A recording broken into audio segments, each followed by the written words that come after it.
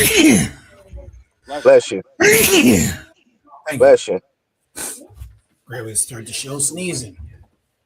Hello, hello, hello. Welcome to Nerdcamp Sports.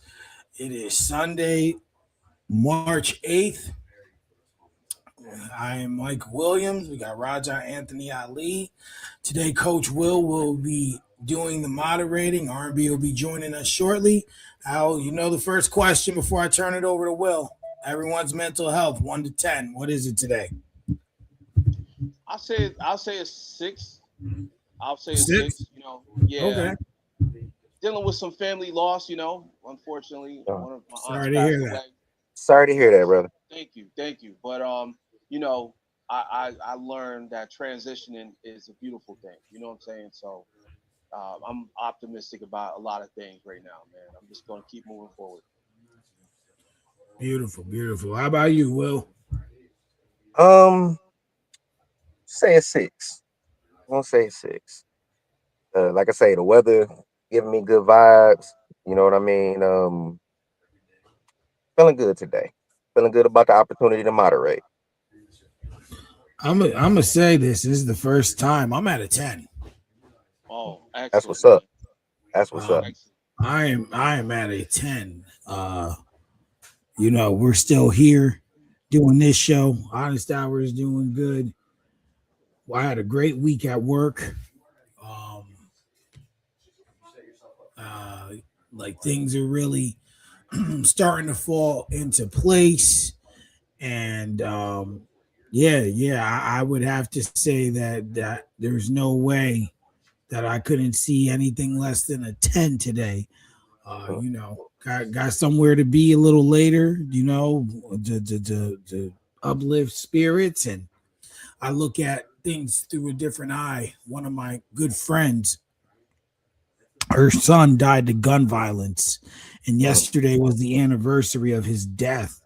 And I just look at everything today, right?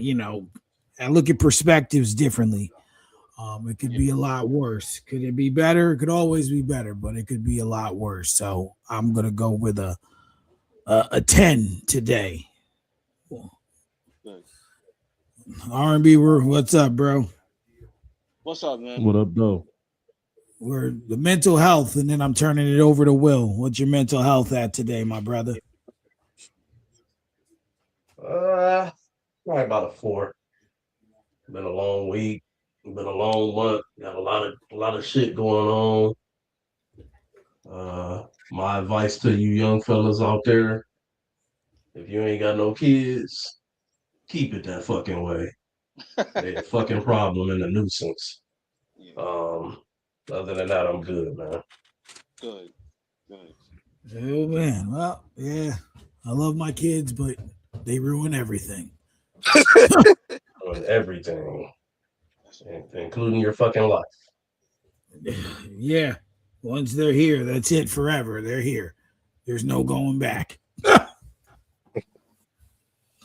All right, where are we starting at today? All right.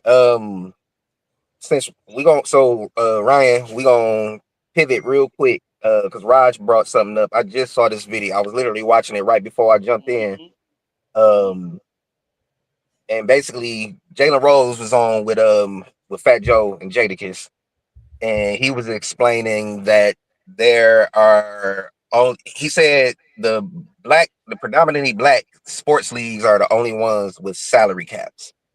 You know what I mean? And so he mentioned, obviously the NBA and the NFL. And then he's like, well, baseball doesn't have a salary cap, which they do, just not a hard cap. Then he mentioned like golf and tennis and some other sports.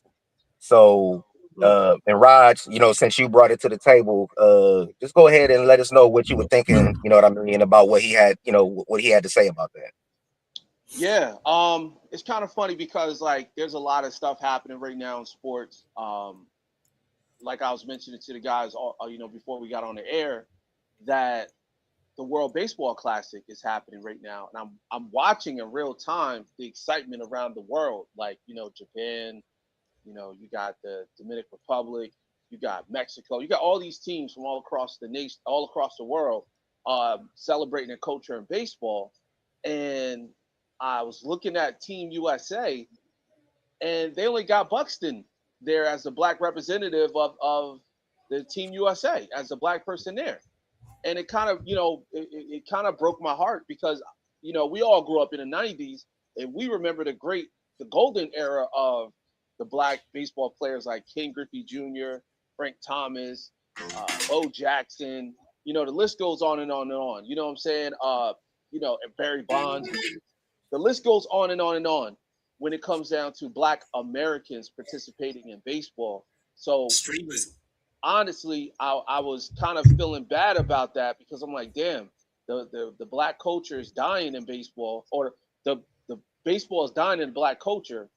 But also, when I came across Jalen Rose's video talking about the salary caps only on black sports like football and basketball, or predominantly football and basketball, I had to think about that for a second. I said, wow, he might have a great point because if you really think about it, leagues like like baseball, it doesn't really have a hard cap, and people can make any type of money. They can form a super team. So I'm just curious on what everyone thought about that. Like, do you think that's some type of conspiracy? Do you think it's intentional? Do you think it's by accident or coincidence? Like, honestly, I think it's intentional, and I'm saying that because there's certain things that we bring outside of sports that brings in more money. And if we get paid the type of money, like let's say a Shohei Ohtani, and make like damn near $1 billion off a contract, and you add that with like the Nike money or the other endorsement deal money, you're looking at close to about $4 or $5 billion as potential. Like, imagine LeBron James not having a salary cap.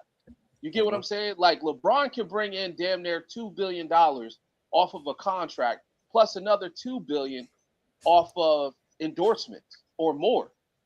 So I think there's limitations because they know the potential that we have outside of just the actual sport. Like, no shade against Shohei Ohtani, but I've never seen that man speak on a mic. You know what I'm saying? Like, he has no charisma when it comes down to his personal brand and his personal self-awareness out there in the field. Like, if Shohei Ohtani was American, if he was Asian American, and he spoke like 100% legit English, I think he would have like he'd probably be like one of the biggest stars in America or biggest star in the world.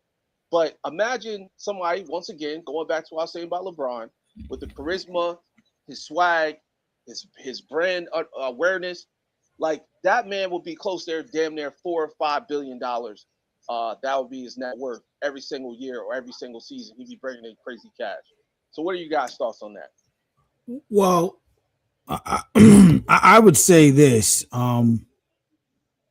What is one thing we talk about when we talk about faces? Like, you would say, like if you had to say right now, who's the face of the NBA? It's still LeBron. Oh, bro. Or who would you say is the face of the NFL? The face of the NFL, NFL I would say already got a face. probably Patrick Mahomes, So who's the face of MLB? Shohei Ohtani. So, Ohtani. Now, what's the difference between the three of them? I don't know. You You, tell me. you said it in your art in your tape. What about him not speaking English? He's yes. And what does that make him? Not marketable. Okay. He's marketable in playing, but outside of that, he's not, right? Patrick Mahomes, we've seen him in insurance commercials. We've seen LeBron in all these endorsements. I would say that, baseball has a luxury tax, but it's something they don't really like. Owners just pay the shit. They're like, whatever, we could give you $1 billion and then still pay the luxury tax. Right. But I think that it is intentional to the point of they know they can utilize, the players can utilize marketability and getting all these other things to bring eyes to the league. I don't agree with it.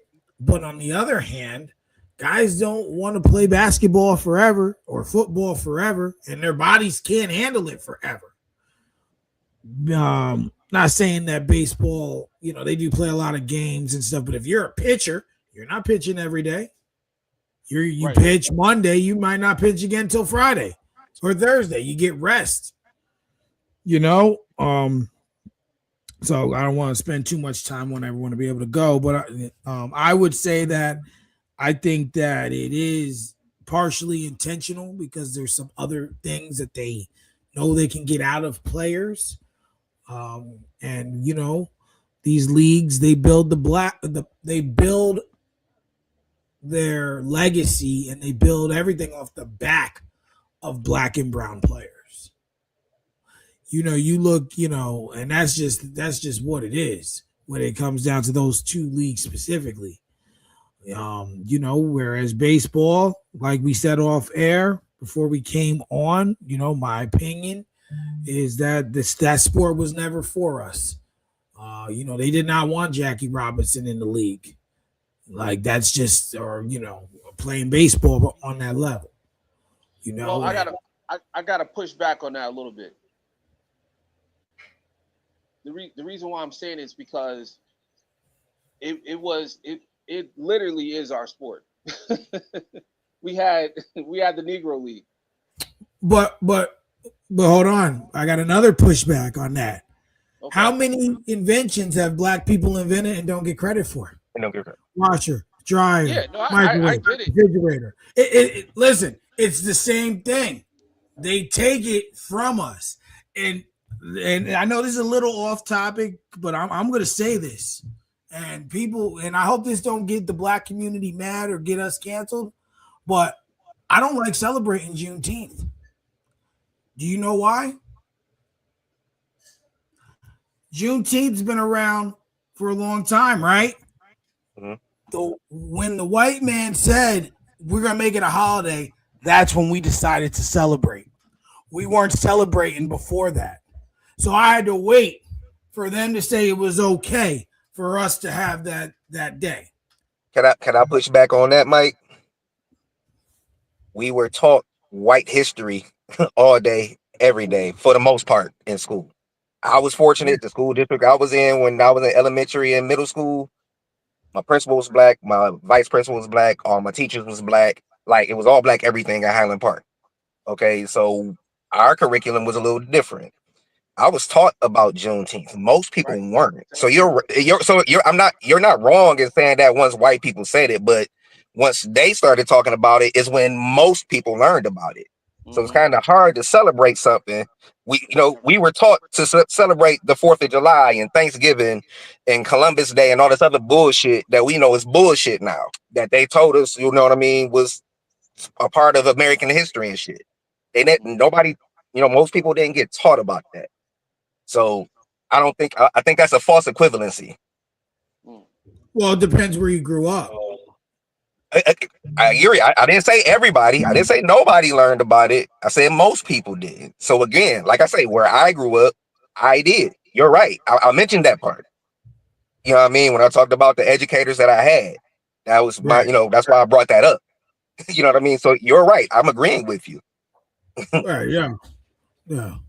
Go ahead, R&B. You were trying to I, get I in would there. say, yeah, I would say that it's I would tend to lean to say that it's partially intentional as well because let's not forget, even though basketball and football are sports predominant, being that they're predominantly black sports. At one point in time, they weren't that. At one point in time, they were all white sports. That's Football a was a fact. white boy sport. Yeah, Basketball was a white boy sport. We had to fight our way into it. You know what I'm saying? We had to fight our way into these leagues. And that's why I say that it was partially intentional because I feel like at a certain point when they started doing like free agency and all of these different things started getting integrated into the game, you know what I'm saying?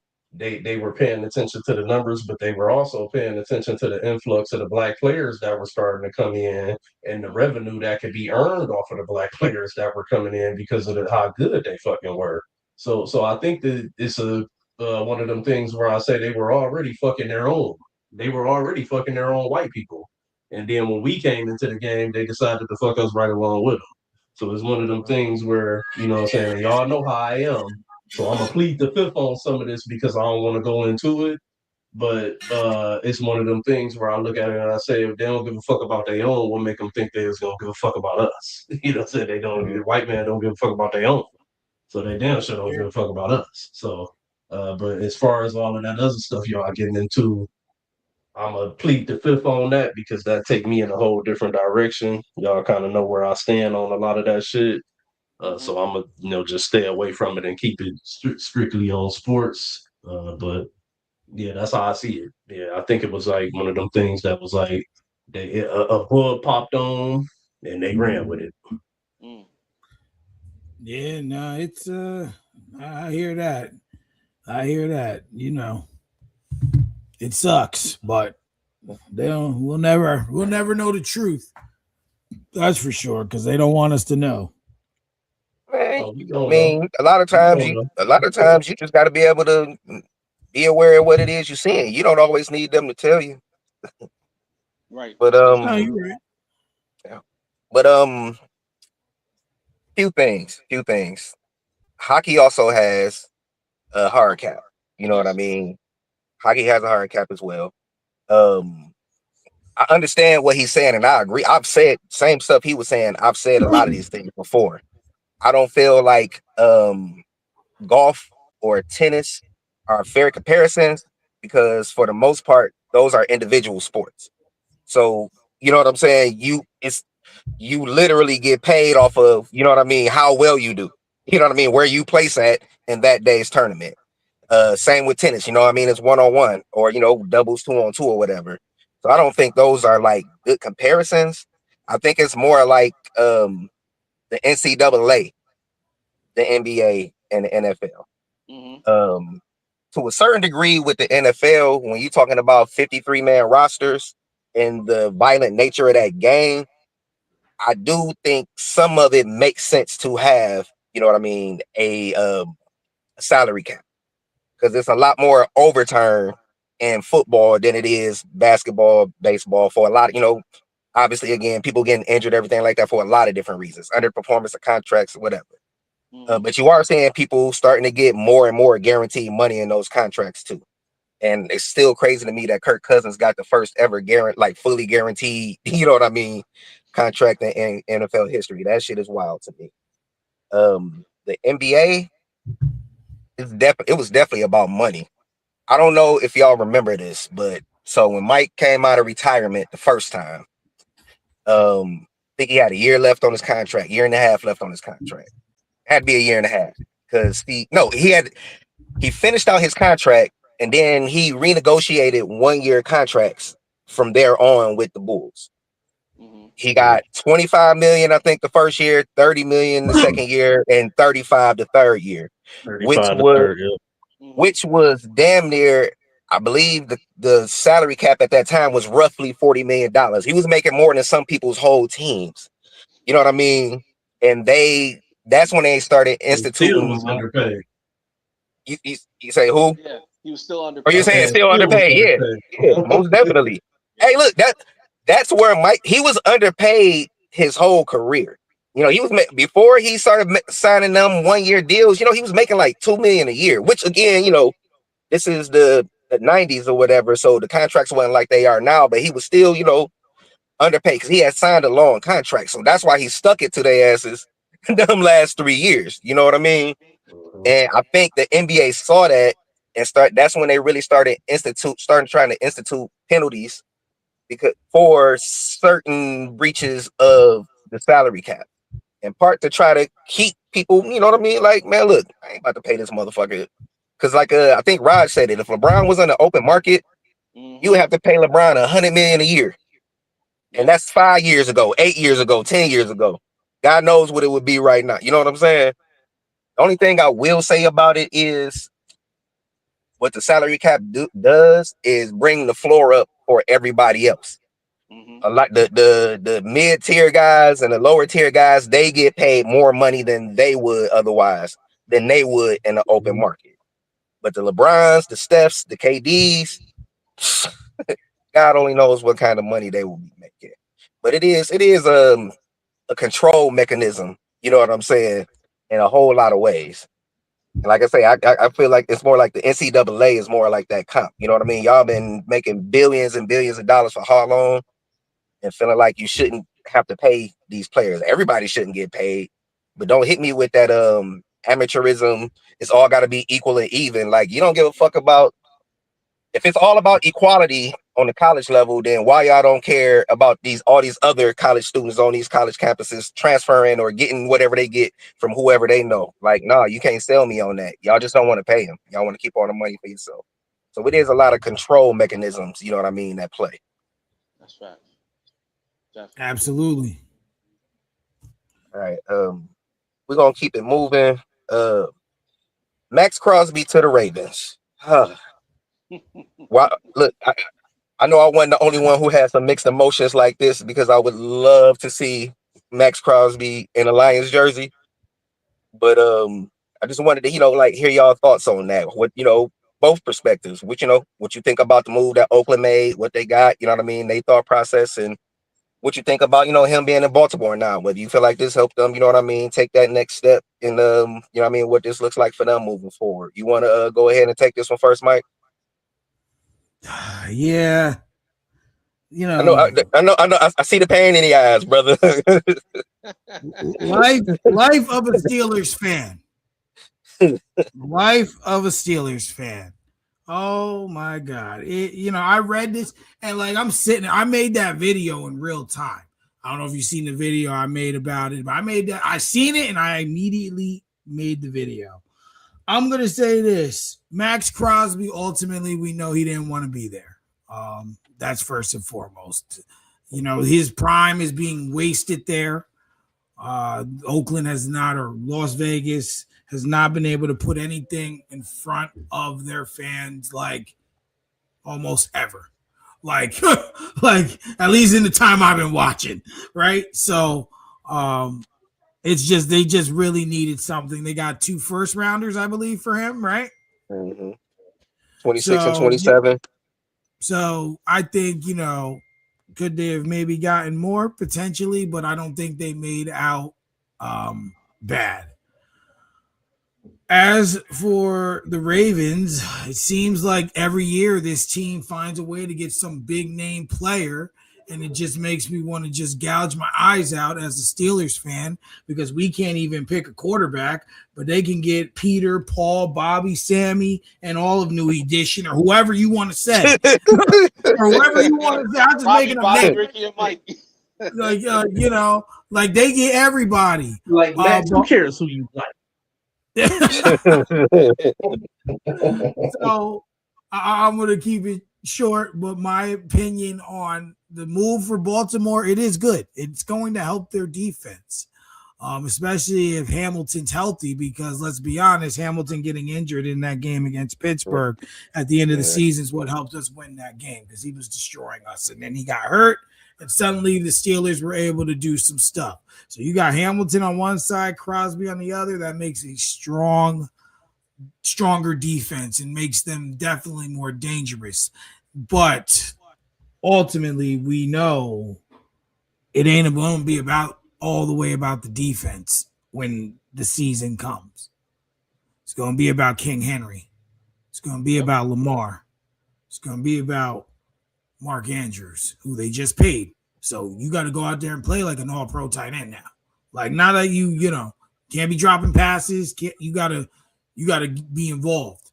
So I think this move is good for them defensively. However, if that offense is what typically seems to find a way to fall flat or not be able to get the job done. I don't really fault their defense for the things last season, but I think ultimately in terms of the trade, it's a good move for Baltimore. I think Oakland got or Las Vegas got, they got compensated well, and yeah, the life of a Steelers fan. That's my And take. I gotta get in here. I gotta get in here next behind that bullshit because I'm tired of hearing Mike cry about the Steelers, which is one of the most well renowned, one of the greatest franchises of all time. They arguably one of the top 5 franchises of all time.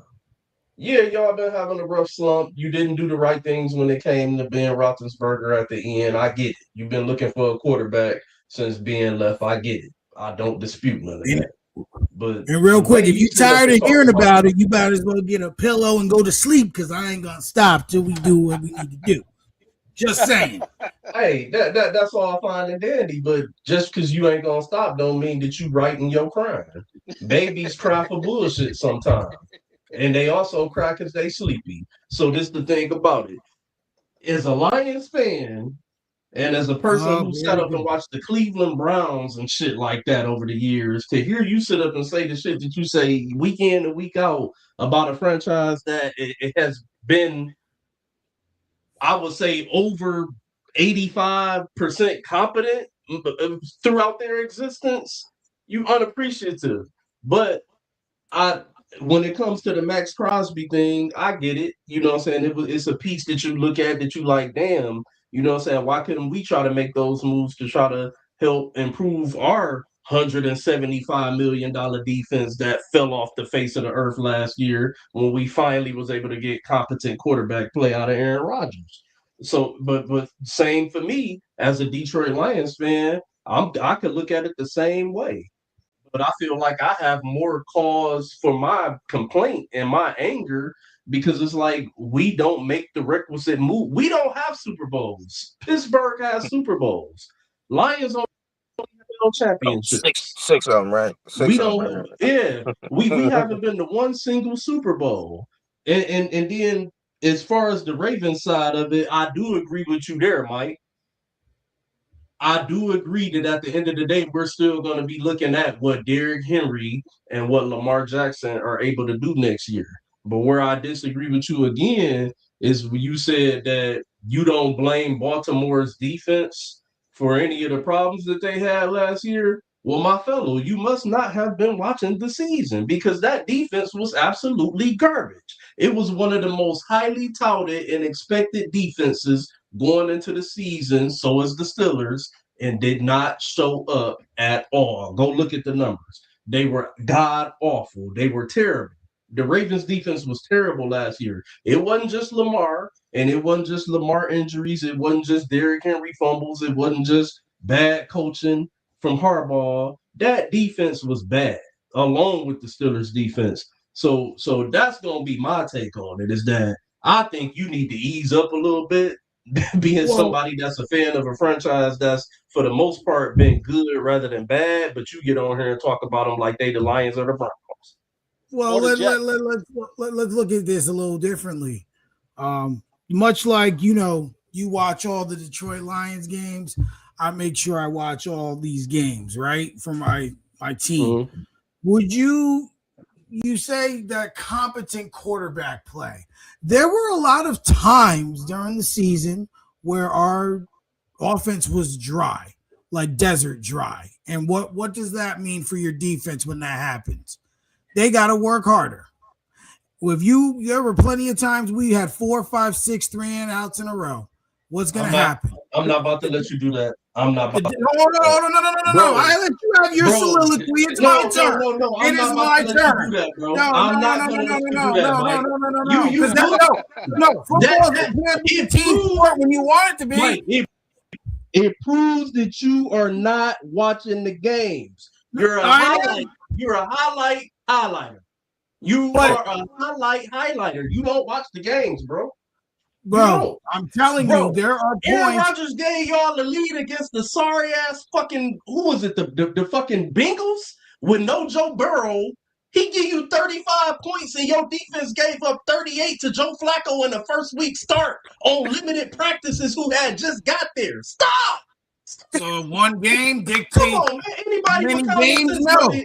I'm not saying Aaron Rodgers was an MVP. No, we ain't doing that shit. No, we're not doing that. You're not going to sit up here and do that. No. Because there were points where Rodgers was stagnant and the defense was out there. Yeah, that's everything. That's everything. With a shell of a DK Metcalf who wasn't DK Metcalf this year and nothing else to work with. Pat Freiermuth? Stop. So you're making excuses for Aaron Rodgers then. There you go. You proved my point. For this horrible ass defense, and your front office point. Nothing around the problem. It was Rodgers. You brought in a 42-year-old quarterback and expected him to take you to the promised land with nothing. Wait a minute. Hold up. So what happened in the beginning of the season when we were talking? You were like, "What if Rodgers brings you to the Super Bowl?" And I told you that wasn't gonna happen. And you like, you never know. Didn't I tell you they was gonna win the division though? Didn't I tell you? No, don't change the narrative. Answer the question. You said, "What if Rodgers brings you to the Super Bowl?" Right or wrong? I said, "What if?" Yes. Yeah. That means in your mind there was potential that could happen. That you believed in his play so much that could happen. Did we not see the way the NFL season just played out last year? It was god awful. The Super Bowl was god awful. It sucked. It was horrible. So you telling me if y'all give Aaron Rodgers a decent running game and maybe one more weapon to throw to outside of a sorry ass DK Metcalf who was not DK Metcalf last year, he couldn't have threatened to get y'all to the Super Bowl when y'all won the division? I told you that they could win the division because I didn't trust Lamar. Real quick. And what happened? I want to interject real quick. Mike, you know damn well they wasn't going to make the Super Bowl. We all knew they weren't going to make the Super Bowl. I never said that. When did I say that they were going to make the Super Bowl? Hold on. Let me finish my statement real quick. But in the defense, R&B definitely did say, "What if?" He didn't say but that leaves room for potential. I said he said what if. Right, but they won the division. That you didn't even have them winning the division. You said they weren't going to win the division. So you really can't blame Aaron Rodgers for whatever because he got you guys to the playoffs. He did his job. He exceeded your expectations. Exactly. See, we can't look at it as being, "Oh, well, we don't have a good team." You guys made the playoffs. You guys did what you had to do. Now, did you have a solid team? Okay, I'm just saying. What do you expect? Because your expectations in the beginning of the season was we're not even going to win a division. They won a division. Hey, let's be honest. That shit shouldn't have happened. If we being honest, that shit shouldn't even happen.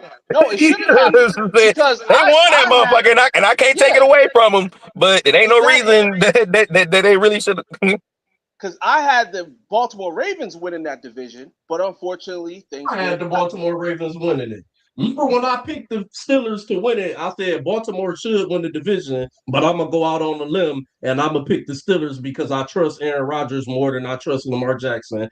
Joe Burrow is not going to go anywhere because that team sucks. And the Browns are the fucking Browns. Yeah, exactly. So we got to look at it like this. Yes, you got Max Crosby to the Ravens. Great. That's wonderful. But at the end of the day, can they win the division? My answer is no. I don't think they can because there's so many questions on the offensive end. There's injuries, there's players that's regressing, and we got to look at it like this. If Henry can't do what he needs to do, then this team ain't going nowhere. It's pretty much on the back of him and Lamar. Now, of course, we can blame others and say, well, they need a good tight end. You know, they need this, they need that. They need a wide receiver.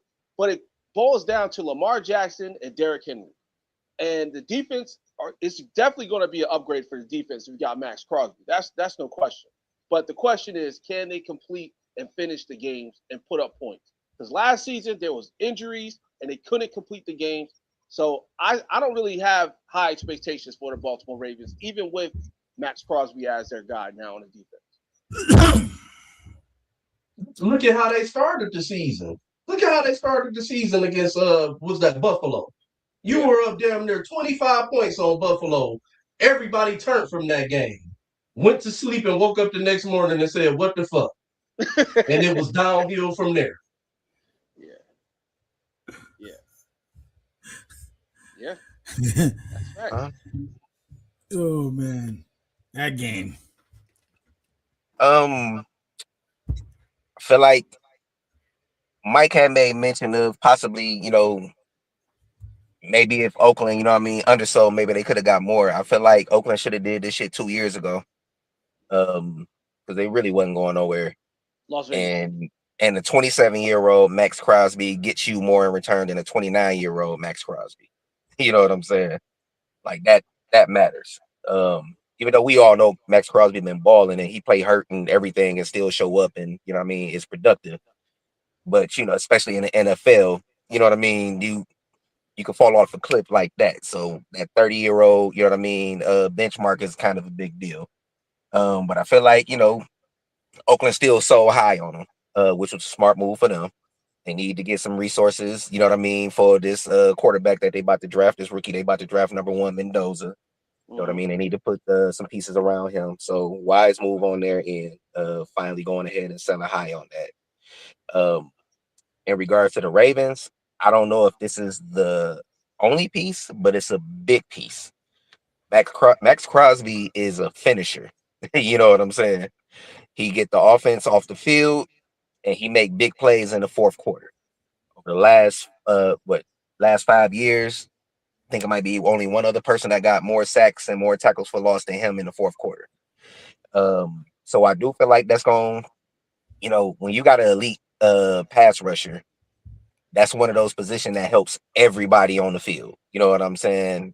The other linemen, the linebackers, and the secondary. So, you know what I mean? They still got some moves they need to make. I still feel like they need, you know what I mean? I ain't gonna say necessarily like a top shelf receiver like a Justin Jefferson per se, but I feel like they need something more in that offense. Derrick Henry, I don't think Derrick Henry is the issue. He ran for almost 1,600 yards. Like I don't think he's the problem. You know what I mean? And that's with Lamar missing. You know what I mean? How many other games Lamar missed? I don't think he's the issue. I think Lamar being out last year, in and out. They lost 3 close games at the beginning of the season that they easily could have won, probably should have won. You run that season back, you know what I mean, 1,000 times, or say 10 times. You run that season back 10 times, it might have been a whole different season for them. But that's how the NFL is. You only got 17 games. You know what I mean? Which is why every Sunday is so important. But I think it was the rare win-win, you know what I mean, transaction. I think both teams got what they needed out of it. I don't think that Baltimore necessarily got to win the Super Bowl to justify the move. When you got a talent like that you can acquire, it usually makes sense to acquire that kind of talent. And Mike, real quick, I ain't trying to pile on you, bro, but for real, like we fucking Lions fans, man. Cut that shit out. I don't want to hear that. I done seen them motherfuckers win too, and I told you I'm not a Steelers fan because I used to I rock don't with want to hear I rock that. with my Titans and my Oilers. I don't fuck with the Steelers, but you can't tell me that they don't. This is typical shit of them, but that they Greg Lloyd, Kevin Green, Rod Woodson, Palomalu, James Harrison, Hampton. Like, bro, no, cut that shit out, man. They don't necessarily trade for big names, and they don't necessarily sign big name free agents. You're right, but they draft well and find that kind of talent. Fucking what? Like, no, bro, cut it out, man. They don't draft well enough because they don't have a quarterback. I'm done arguing about this. Next topic. Done arguing with y'all over this. I don't care. I'm gonna get mad. I'm gonna say what I gotta say. Y'all don't like it? Get a pillow. Go to bed. Hey, That's it. That's it. hey, listen. No, listen. Steelers fans, Patriots fans, and fucking Cowboys fans. I just can't with y'all sometimes. And at least y'all got championships behind it. I can give you that. Cowboys fans is the worst because they don't win shit. You know what I'm saying? But yeah, it's gonna be all right, bro. It's gonna be all right. This is what the Listen, Steelers do. They hey, figure this hey, shit out. hey, don't leave Phillies fans out or Eagles fans. Nah, but They annoying as they hell won in the too. past I few mean, years. That don't everybody mean know they that. ain't annoying as hell.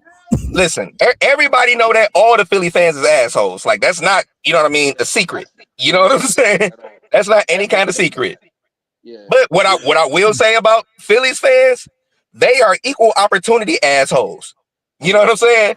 Players, Word. owners, other fans, media, like they want all the smoke and all the action. I will give them that. You know what I'm saying? They don't play them kind of games. That's a good point. Very good point. Oh man. um, all right, we're gonna keep it rolling. We're gonna keep it rolling. I don't know if anybody saw anything about this or got a chance to read the article. I saw the article on ESPN. But Donald Trump just held this meeting at the White House earlier this week. Yeah, they say it was 50, 60 people there, plus some media. He had Nick Saban up there. Like he had names up there, but basically he's and lip. So when I put that, what I sent to y'all, this is literally his words. That's why I put the quotations around it. He said that he's about to draft an all-encompassing executive order for college sports. So basically, our president just said, you know what? Hold my beer. I'm about to fix this shit. um, no, not just with all the complexities that come with trying to figure out what college sports looks like moving forward, but this goofy motherfucker getting involved. You know what I'm saying? Just what are y'all thoughts on this? What it could look like? Like, like tell me what you thinking. Where does this take your mind? You know what I mean, in regards to college sports and like because I want these kids to get paid. The ones that deserve to get paid should get paid. But shit is getting real messy. You know what I mean? And I'm concerned about what college sports is going to look like moving forward. Uh, R&B, you want to go ahead and jump in on that one? I keep it 100 with you. I didn't get a chance to see all of what he had to say about it after you had shared it. I did go check out some of the video, and quite honestly, I'm not mad at the ideal that the president is seeing that something needs to be done and someone needs to be getting involved. Mm, But for him to be the one to realize and actually try to do it is what worries me because, like you just said, we know that this orange motherfucker is a goofball. But at the same time, it's like, why the fuck hasn't the NCAA and their leadership seen this problem and decided to, step up and try to figure out something that can be done because it is messy. It's a lot going on. You got a lot of these athletes coming in getting paid.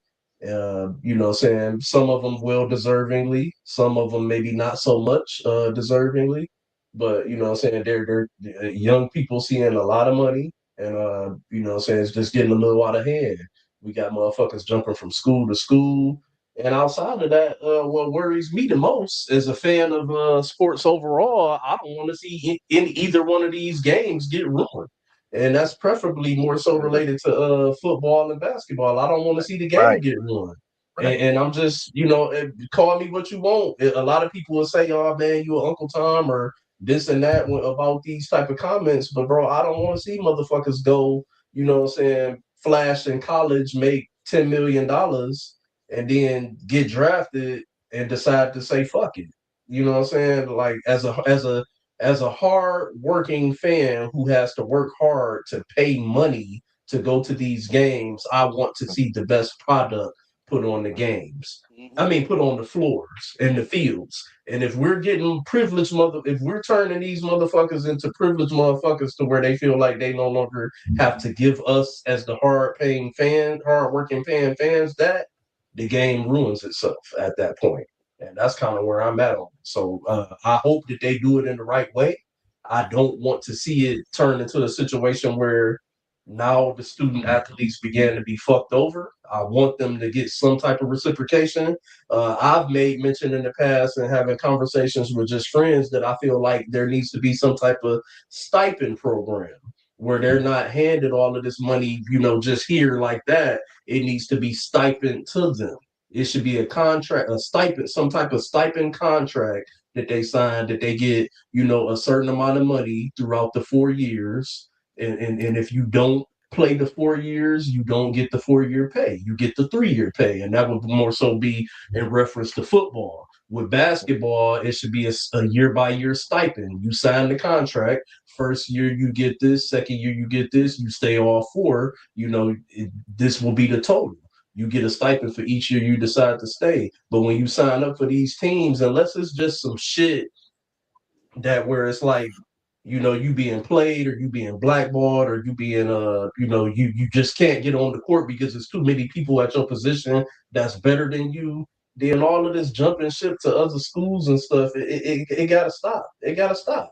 We got motherfuckers trying to stay in college until they 30, playing sports. So I don't want to see a 30-year-old man play against 18-year-olds. I don't want to see that in college. It may happen in the pros when you get a phenom like a LeBron or something like that, or somebody who's young enough and good enough to make that jump to the league or whatever. But as far as in college, NCAA sports, I don't want to see a dude 29, 30 years old in his 6, 7 year of college playing against 18, 17-year-olds. It's just not fair. So it's definitely messy, and it definitely needs to be some type of governorship around the NCAA. We've all been saying it for years, even before the NIL shit came in. We've been saying it, so that's kind of where I'm going. Quick question. Quick question. Um, so part of it is that we had, the pandemic Mhm. and all these. It was a lot of waivers granted, for kids. And again, some of these is real grown ass men. Like I know what you're saying. I understand exactly what you're saying. So that's in the mix, and also a lot of players have been getting injury waivers too, stretching that shit out. Do you I'm not think? I'm not mad No, at no, the no, no, injury no. waiver. Let me. So that's. Do you think it? Do you think NIL? I guess kind of gave older dudes an incentive to stick around. You know what I mean? Because it's not that people, we so used to seeing, especially in the NBA, we so used to seeing people come out at 19, 20, and at one point in time Yeah. coming out of high school or whatever. We forget that people used to come out of college at 22 and 23 years old and go be a pro. You know what I mean? Do you think that NIL has kind of incentivized people who might not necessarily feel like they can make it to the pro league, but they can go get this NIL money? Like, is that what I hear you saying? Uh, that's a tough one. That's a good question. I, And a reason I ask that is because once you get to a certain age, like most of them dudes that went and been professional at something, so they not yeah. necessarily NCAA, Yeah. eligible, but it might be dudes out here who just knew they could hoop.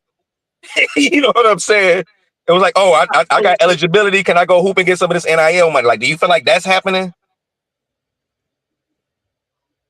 Yeah, I do feel like that's happening. As far as and that's the tricky part because Mm. I look at you. I think we are gonna look at it a little different for each sport. Yeah. Well, let's be honest. We know that this is mainly football and basketball because they're the Mm, black dominated sports. So that's why they mm, looking at it like, oh, the niggers are going crazy. We got to get a hold on it. You know what I'm saying? But they not paying attention to a motherfucker like Carson Beck, who's a Yeah. perfect example for I me was. for mm, NC for football. This right. motherfucker, you know what I'm saying? Like, come on, bro. I was How gonna many bring that up. deals and how many teams? Go I was ahead, gonna Roger. bring I'm that. gonna let you get But, in off the but, Carson but Beck insinuation. My bad. Yes. No. I was gonna say that. I was gonna say that everything R&B saying. I want to add on to that because this is the problem. You got people like Carson Beck, who's going from team to team, getting 7, 8, $10 million contracts from these NIL deals, right? And he's getting paid from the team, and he knows. See, because look, let me just say this real quick, and I'm not going to be long. There's levels to this, right? So mhm, you got your top tier, or I would say lottery picks, quarterbacks and wide receivers, and those type of players. And in mhm, basketball, same thing. You got your lottery, right? You 1 through 14.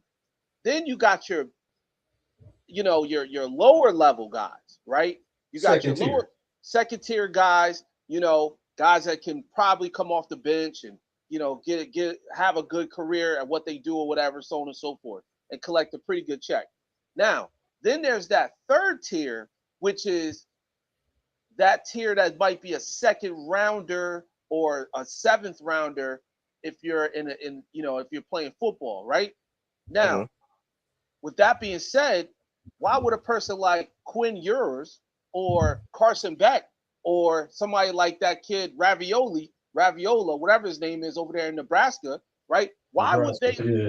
Why would they leave in NCAA if they can make 7-8 million in the NCAA, and when they come to the NFL, they're only making like 2-3 million as a second or third, fourth, fifth round pick. You see what I'm saying? So they're like, I'd Yeah, rather, and it's unfair because you got to get out the way for the next wave and that's a because it's a fact. constant wave coming in each year. So Yeah, that's Wait, and wait, what wait, makes it wait, wait, wait, unfair wait. with the What you younger wait? ones coming in. What you mean? What you mean? You got to get out the way for the next wave, though. most of these people just taking up these NIL deals and going from school to school to school, and they're playing like 7 years. Most of these kids are playing more than 4 years. They're playing more than 4 years. I'll say that. I'm not going to be. I'm But not going to over exaggerate it. Yeah, because no, I but that's think all. But Carson Beck played like 6, and he didn't have no injuries. No okay, injuries. wait, He's wait. not. He did blame the pandemic though. He did get that No, extra but year for that pandemic. that's what I'm saying though. This was not a thing in the 80s, 90s, No, aughts, or the teens. This is no. a now thing, and due in large part to the pandemic because we basically lost like a season and a half, kind of. You know what I'm Yeah, saying? Which is but a big part of the reason that's why I was asking Ryan what I was asking him. I'm sorry. Go ahead, Raj. no, it's fine. And I'm gonna end with this. I'm gonna say, but that is true, and we using those guys that were a part of that pandemic era, right? Mm. But there's other players, and we know who they are. They're playing 5-6 years, and they're getting that. I don't know what it's called exactly because I'm not like 100% with college sports, but I know there's like an eligibility, like red shirt and stuff like that. Yeah, Those yeah, red yeah. shirt years, they could use that, and they could play up to like 7 years. So these dudes are damn near mid 20s. They're like 25, 26 years old still Mm. because they know they can't make it in the NFL. Yeah. They know that. They Yeah. in the back of their mind, they're like, I'm on. Yeah, go ahead. My bad, Raj. My bad. No, you But good. You you good. said something that triggered my ear. Some Yeah, of them, I don't believe that it's all of them that know they can't make it on the next level, and that's where it gets tricky. Some of them are just lazy. They don't want to try to make it on the next level. that's They don't care about getting to the next level to try. Or that's they know they feel like they probably feel like they can be good, but it's at a point where it's like, why would I pass this up to go to that? And yeah. like I say, it makes it unfair for the next wave that's coming in. Like you got to let them have a chance to come in and get theirs too. It Yeah. ain't their job to worry about the next wave coming in. No more than if we talking about a scholarship. It ain't your job to sit there and worry about the next wave of scholarships. It's your job to worry about what you trying to accomplish. We only hold college basketball players and football players to the standard of having to worry about every fucking body else on campus. That's some bullshit. Like, But no, it's your job to, you know what I mean, do your job. If you somebody that got your scholarship because you a goddamn science whiz or a computer whiz, they don't ask you to bring everybody else along. They ask you to do what you do, you know what I mean, for what they're asking you to do. So, like, right. in the general sense, I understand what you're saying, Ryan. But no, it ain't a 18, 19, 20-year old's job to worry about the next wave of players coming in to get their NIL deal. Because if they doing what they supposed to do, they gonna get that shit anyway. Ain't nobody stopping from now that you got NIL and there's no limits to who can get what from NIL.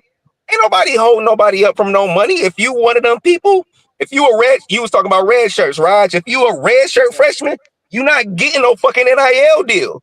Nobody's gonna give you that. You know what I'm saying? Right. Like But it's not going to happen. But I'm gonna tell you how twisted the game is, and the reason why, and I hate to say this, but I have to agree with Trump on this because look, it's so twisted that you got people that's in the NBA right now, right, that left the NBA and they went back to college. They went back to college. First off, that's illegal. You're a professional, No, right? no, no, no, no, no. If it was illegal, they wouldn't be playing right now. I know what you're talking No, about. No, no, no. right. They were no. They didn't play in the NBA. They were drafted in the second round and never played an NBA game. Even if they played in the G League, that's still a professional league. It's a development league. It's still And it's wait a minute, no. So Luka didn't play in the professional league before he got here. Tony Kukoc didn't play in a professional league before he got here. Dirk Nowitzki didn't play in a professional league before he got here. Like the Yeah. Europeans can play. So again, when No. we talking about these power structures, why Right. is it that the Europeans can play in a professional league before they made money? Ricky Rubio, whoever you want to name, they No. made money, which is how they were able to become lottery picks in the Right. NBA. I'm not arguing that. What I'm saying is going back to what we call an amateur circle, which is NCAA. There's got to be a middle ground. That's my point. There's got to be a middle ground where we can say, okay, we agree that professionals are people that get paid this in this league, and amateurs are these people who are getting NIL deals in this league. Because to me, that's unfair because that spot is supposed to be for somebody that's coming out of high school or somebody that's trying to make it on a walk on. Somebody from the NBA or someone that got drafted said, I suck so bad, I got to go back to college, right? And play in the NCAA. If my son was trying to get on that team, I would be pissed. Because I'm like, yo, this dude already played with professionals. He know what a professional diet is and how to do training and all this stuff. Even if he didn't play one second on the NBA court, he was there with the G League team for a whole entire year, 2 years, 3 years. That's what I'm saying. I'm not saying you're wrong when it comes down to professionals being paid overseas, but that's a whole different thing because they come to the NBA and they It's get not paid. we talking about players getting drafted. It's not a whole different thing. It's a different set of rules depending on where you come from. Depending on where you're Well, born at, it's a whole different set of rules. it's also what league you're a part of because Brandon Jennings played overseas. He played Mhm. overseas. He didn't go to college. Right. So I'm saying it depends on the No, but league. but he didn't go to college because he couldn't get a high enough score on the SAT. He was supposed to go to Arizona. It wasn't a talent thing or whatever the case may be. But if he went and got his back, and I'm glad you brought his name up. He Mhm. said, "Man, fuck going trying to figure out how to go to JUCO. These people over here want to pay me, and I'm still going to get drafted. You know what I mean? As a lottery pick because he barely played over there. He said he learned a lot about being a professional. Right. He came back and got drafted as a lottery pick. I'm talking about it's if you're born in Europe, if you're born in South America, if you're born in Australia, you can go be a professional. You know what I mean, and then still come and play college basketball in America. Like it's people that have done it that came and played college basketball in America after they were a pro over there. You know what I'm Because saying? they Like don't got they the college systems that we have here in America. They don't have the college systems to go play at like we have here in America. So they end up going pro first, but they have to come here to America to play, in the yeah, college yeah, yeah, systems some yeah, of yeah, them yeah, yeah. in Cool. I order to get make all their that. But name. what but I get all of that. I'm not disagreeing with that. But why is it that they can be in pro and still get amateur status in the NCAA when American born players can't make money based off of their skill and still get amateur status in the NCAA? That's what I'm saying. I'm not disagreeing with what you just said at all. But why is it that they can do it? It's all. Because I guess my point. I guess they look at it, they're awarded a different privilege being born in America, which we all know is to a It's certain some extent is bullshit, but bullshit. It's That's it's also bullshit. and it kind of because I know Mike didn't get an opportunity to speak, and I don't Yeah, think he yeah. will go on this, but to kind of put a context on it, that's why I said there's got to be a middle ground. You know what I'm saying? Like we got to lay out better rules because the problem is right now it's kind of the wild wild west. When I saw, I can't remember his name. I want to say Amari Bailey, I think his name is, leave the NBA. He played in the Imani NBA. Bates. I think that's his name. I'm not sure. He played on the Charlotte Hornets. I know he was on the Charlotte Hornets, and I watched him play on the Charlotte Hornets coming off the bench, right? He got drafted, I think, in the first round. Long story short, he went back to college. He went back to college and played in the NCAA. I'm like, this dude 2 years ago was playing in the NBA. I don't I'm gonna I have to don't look think that that's up. I don't think I'm gonna that's have to look fair. that up. You know what I'm saying? There's like I think 3 or 4 players like that. But my point of bringing that up is that somebody got to step in and fix this because it's the wild, wild west. That's all I'm saying. Do you think Trump is the one to fix it? Probably not.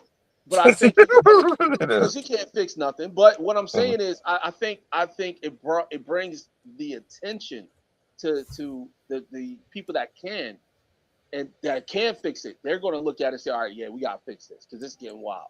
I mean, you got dudes, and I keep saying Carson Beck, but that dude, if you know how much money he made playing as bad as he plays, so mid as he plays, he makes I think what 15 million as a quarterback for Miami University.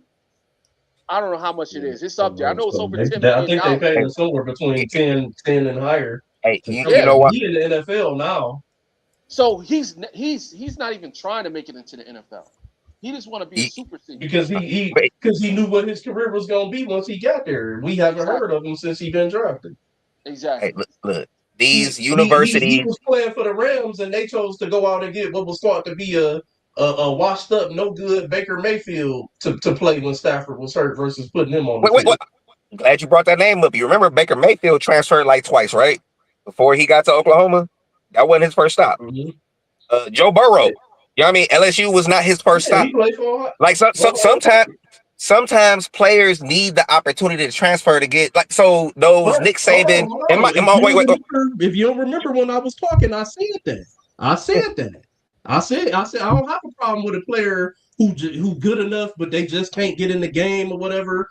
But we got some of these cats just taking it to a whole new level. They just transfer just to transfer. look, and if somebody told them they're gonna give them the bag, I'm not mad at that. Because look, even the ones that we think is gonna be the truth in the NFL, more often than not, it don't work out that way.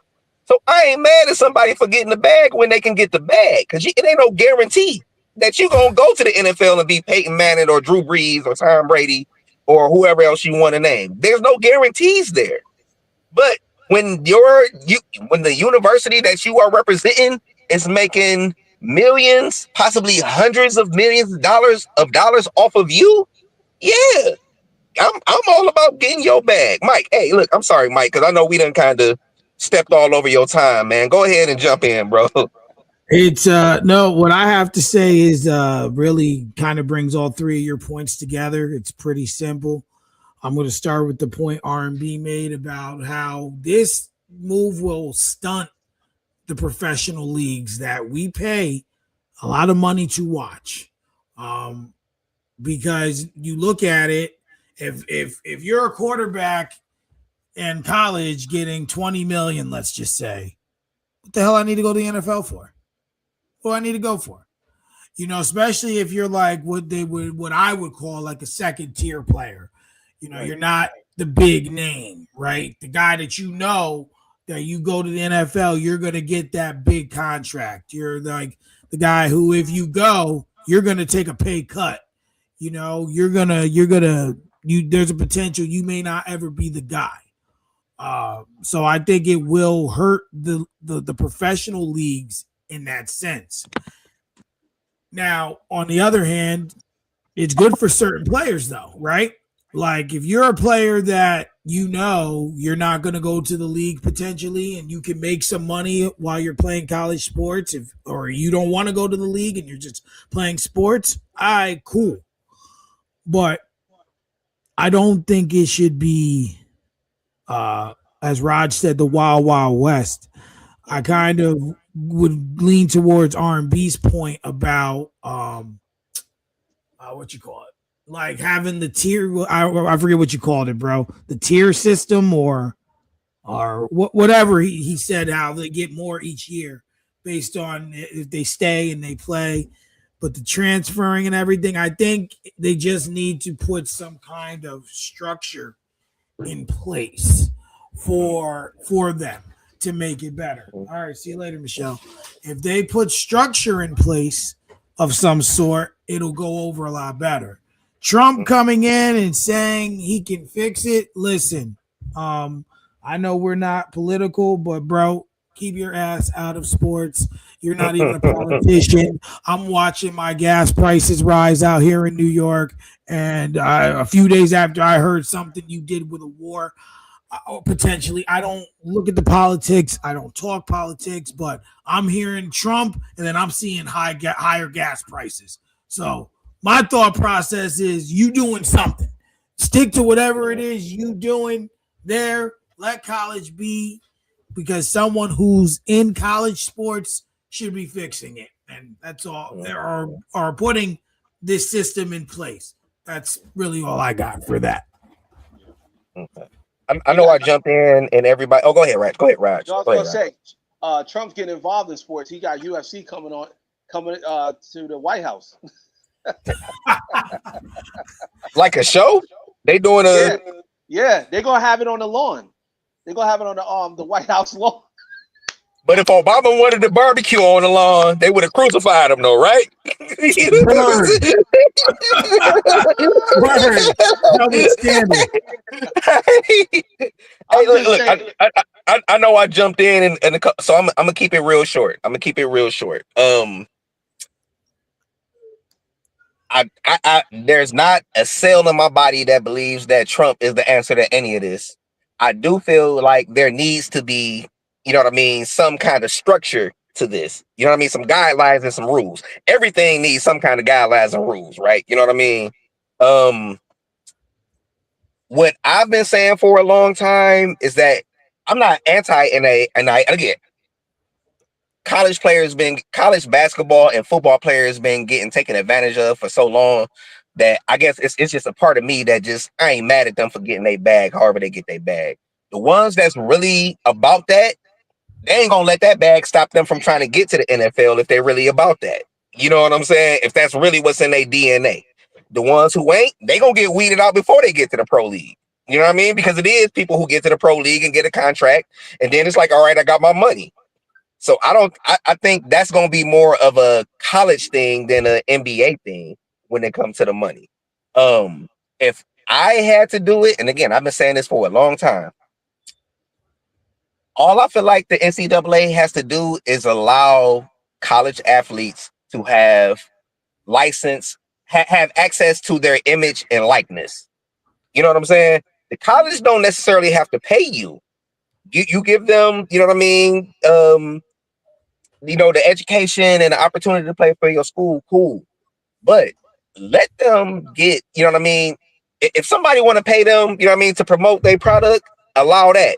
If you selling a jersey, you know what I mean? Give them a percentage. Come up with an idea for what that percentage is for of these jerseys that get sold. Because, like, look, these players are creating millions for some colleges, hundreds of millions for some colleges, maybe billions for some colleges of revenue. And don't act like they don't have nothing to do with that. You know what I mean? So again, if you let them use their image and likeness, the college don't even have to pay them. Whoever wants to pay them to endorse their product, you know what I'm saying? That comes out of their They, pockets, not the they have a lot to universities. do with it. They have I a mean, lot to do with it, but that don't mean the universities have to care. I do agree with you that they should allow them to use their image and likeness. That's been one of the biggest things that's for years, going all the way back to the Fab Five plus some. I yeah. agree with that point for sure. But to say that, you know what I'm saying, I have to like allow you to just come in here and run roughshod over my program No, because no, you're no, no, supposed no, to be this no. notable name. No, that's not. And I coach, so obviously that's I know not. you're not You saying know what that, I'm but that's saying? what's going on in some Yeah. of these programs. Hey, but you know what? Only if you allow it. Only if you allow it. We just watched the Hey, University of Indiana. Hold you on. We just watched the University of Indiana win a motherfucking NCAA football championship. And it wasn't because, you know what I mean, players came in and ran roughshod or whatever the case may be. They had a coach that they believed in. You know what I'm saying? Like, that yeah, they had leadership a lot of matters. cast offs, older cast offs. The average age of that team is 23 to 25. They had a lot of older cast offs that other teams, I guess, parted ways with, didn't want, whatever the case may be. That And came now from a the lot of them school. niggas about to get drafted.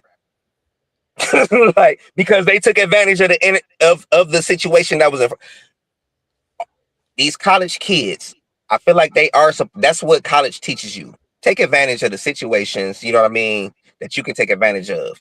Most kids go to college and change their major and all this. And I know we getting off And into all this other that's shit or where whatever, it but gets but tricky, though, bro. No, we all the world is yours. But as a hard working paying fan, I don't want to be taken advantage of. And that's where it gets tricky. It's a lot of these motherfuckers that's making it into the league taking advantage.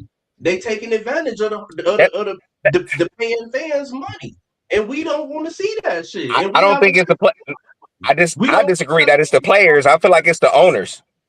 Look, listen. You can't draft they play a yourself. part in it No, too. no, no. You can't draft yourself. An organization has to draft you. You can't draft yourself. So no matter what you do in your life leading up to draft day, you cannot draft yourself. So whatever you did got you there. And it ain't the same for everybody. It's for me, it's what so for example, like the NBA getting rid of, not allowing high school players to come out anymore. There's plenty of Hall of Famers that came out of, high school, but they tried to sell it as we shouldn't have to be, scouting high school players. And it's like, well, no, if you're an NBA team, you should be scouting all of the best players, whether it's high school, college, Europe, whatever the case may be. Like it's a lot. I just feel like a lot of the leadership issues get put on the players, and the players, all their job is to do what's best for them. Like, you know what I'm saying? Their job is to do what's best for them. The owners, they get to skate and not have any responsibility in any of this shit. And that's kind of like my issue with it. I think it's 50-50. It's the player's job to do what's best for them, and it's the owner's job to do what's best for them as well. Because they got a business to run, and we forget that because we not sitting in them seats. If we But were sitting in them seats, it'd be a whole different conversation and statements being made. but Because but they got the to but protect their dollar just like we want the players to protect whatever integrity or whatever the case it is that they're trying to protect.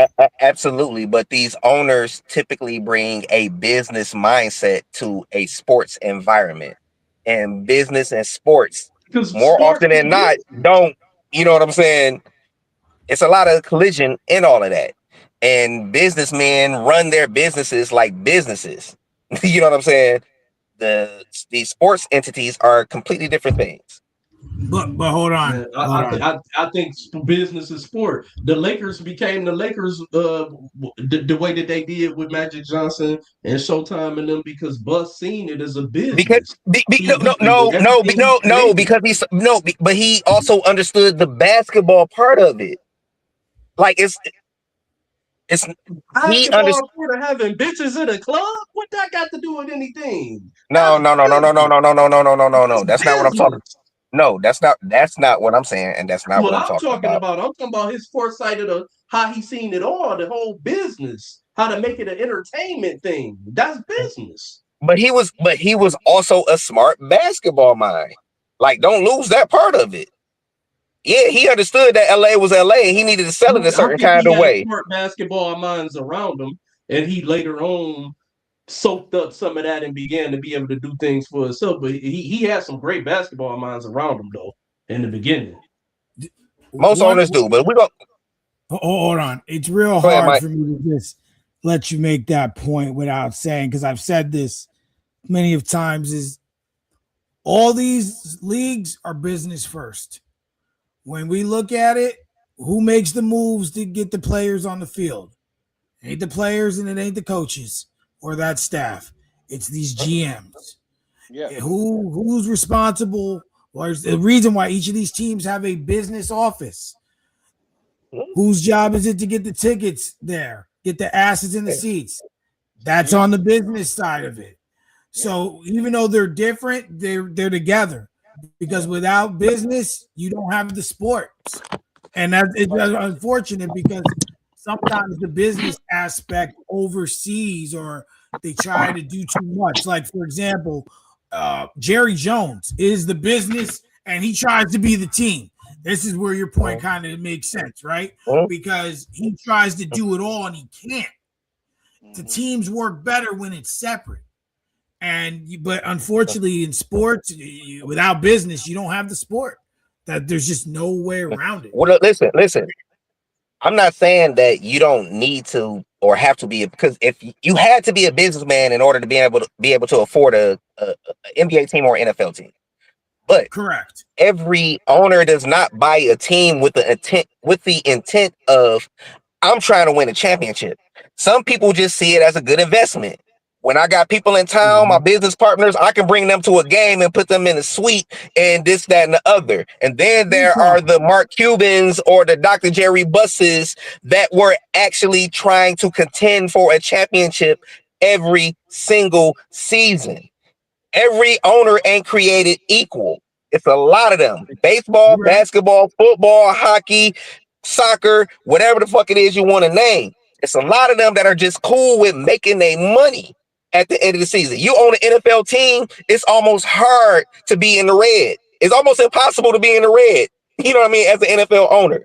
A lot of them are just cool with collecting that check.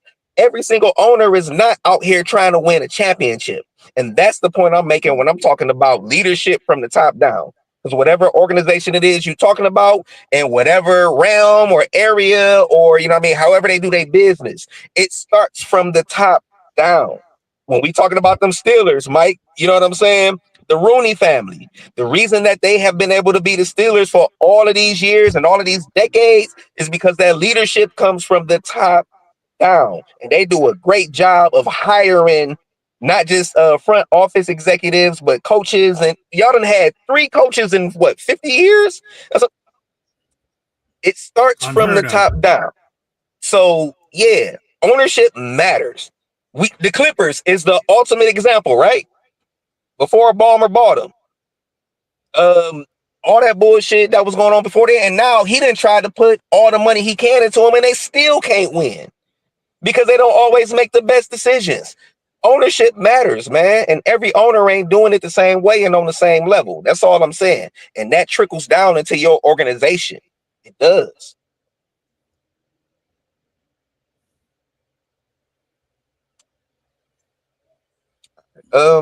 Next up, we got the Western Conference in the NBA. Mm-hmm. This kind of started with me just kind of seeing what's been going on with Denver for a while now. I know Jokic had an injury and missed some games or whatever the case may be, but they are something like 10-12 over their last 22 games. And that just, when I was looking at that, it just kind of led me to kind of extrapolating a little bit and thinking about the Western Conference in general and what Hmm. my, you know what I mean, red flags might be for each of these teams. Because I feel like every, even though they got, you know what I mean, like some of the best records in the league, I feel like every team at the top of the Western Conference, they all got some red flags. You know what I'm saying? Mm-hmm. So that led me to this idea of just kind of ranking the top 5 in the West. I could be wrong. Somebody correct me if I'm wrong, but I feel like in a general sense, OKC, San Antonio, Minnesota, Denver, LA, it's kind of like, you know what I mean, who we feel like to be the possible contenders out west. You got Phoenix and, you know what I mean, some other teams just behind LA in the standings or whatever. But every team I'm looking at, I got a reason to have like red flags for them. You know what I mean? Which was what kind of led me to this thought process. So, Houston's number 3, oh, Houston, Minnesota's my bad. 4, Houston, Denver's 5. Houston is who I left out. My bad. Houston is who I left out. Mm-hmm. So 6. We'll do these 6 teams: OKC, San Antonio, Minnesota, Denver, LA, Houston. Give me an idea for each team, you know what I mean, why you think they could and why you think, you know what I mean, what you think they downfall might end up being. We ain't even got to rank them. Just give me an idea of, you know what I mean, what, you know what I'm saying? Like I say, why you think they probably could get there and what you think could be the Achilles heel for any one of these teams. All right. I'll go first. I'll say OKC. I think is going to be the team that makes it out. Um, then there's that like cluster of like San Antonio, the Nuggets, San Antonio and the Nuggets. I think are the teams that you got to watch for that second spot for the Western Conference Finals. I don't believe in the Rockets. And the reason I Mm, don't believe in the Rockets is because I think there's issues in the locker room. I think that Kevin Durant, once again, with this burner account, kind of destroyed that chemistry that they had last season. mm, And I feel bad because there's a lot of growing that the Rockets need with their players, like Shingun, Jabari Smith Jr. They all need some type of like step up, but Kevin Durant, he's killing their growth.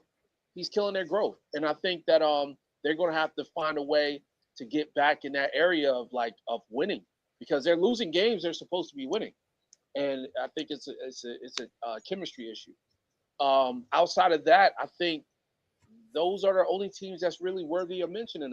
Mentioning the rest of the teams, like the, the Los Angeles Lakers and the other teams, like um, even the Clippers, they're not really worth mentioning because they're not going to make it to that spot of, what I'm saying, contention of being in that Western Conference Finals.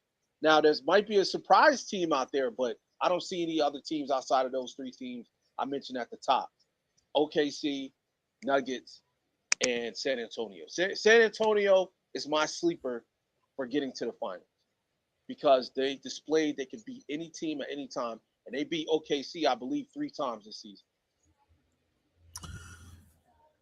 And I believe that's going to be San Antonio's Achilles heel potentially. Mm. Do you remember? And well, you're going to remember because you're a Nets fan. Do you remember when the Nets made all those moves? They got Paul Pierce, Garnett, and they went Yeah. 4-0 against the Heat that year. And then they went and played the Heat in the playoffs, and it didn't go the same way they wanted the Heat because they believed they could beat them. Yeah. That's potentially what could happen. When you beat a team on 3 separate occasions, even if they're close together, it's a little different than when you play them each week or every day for whether from 4 to 7 games because you can hone in on them, right?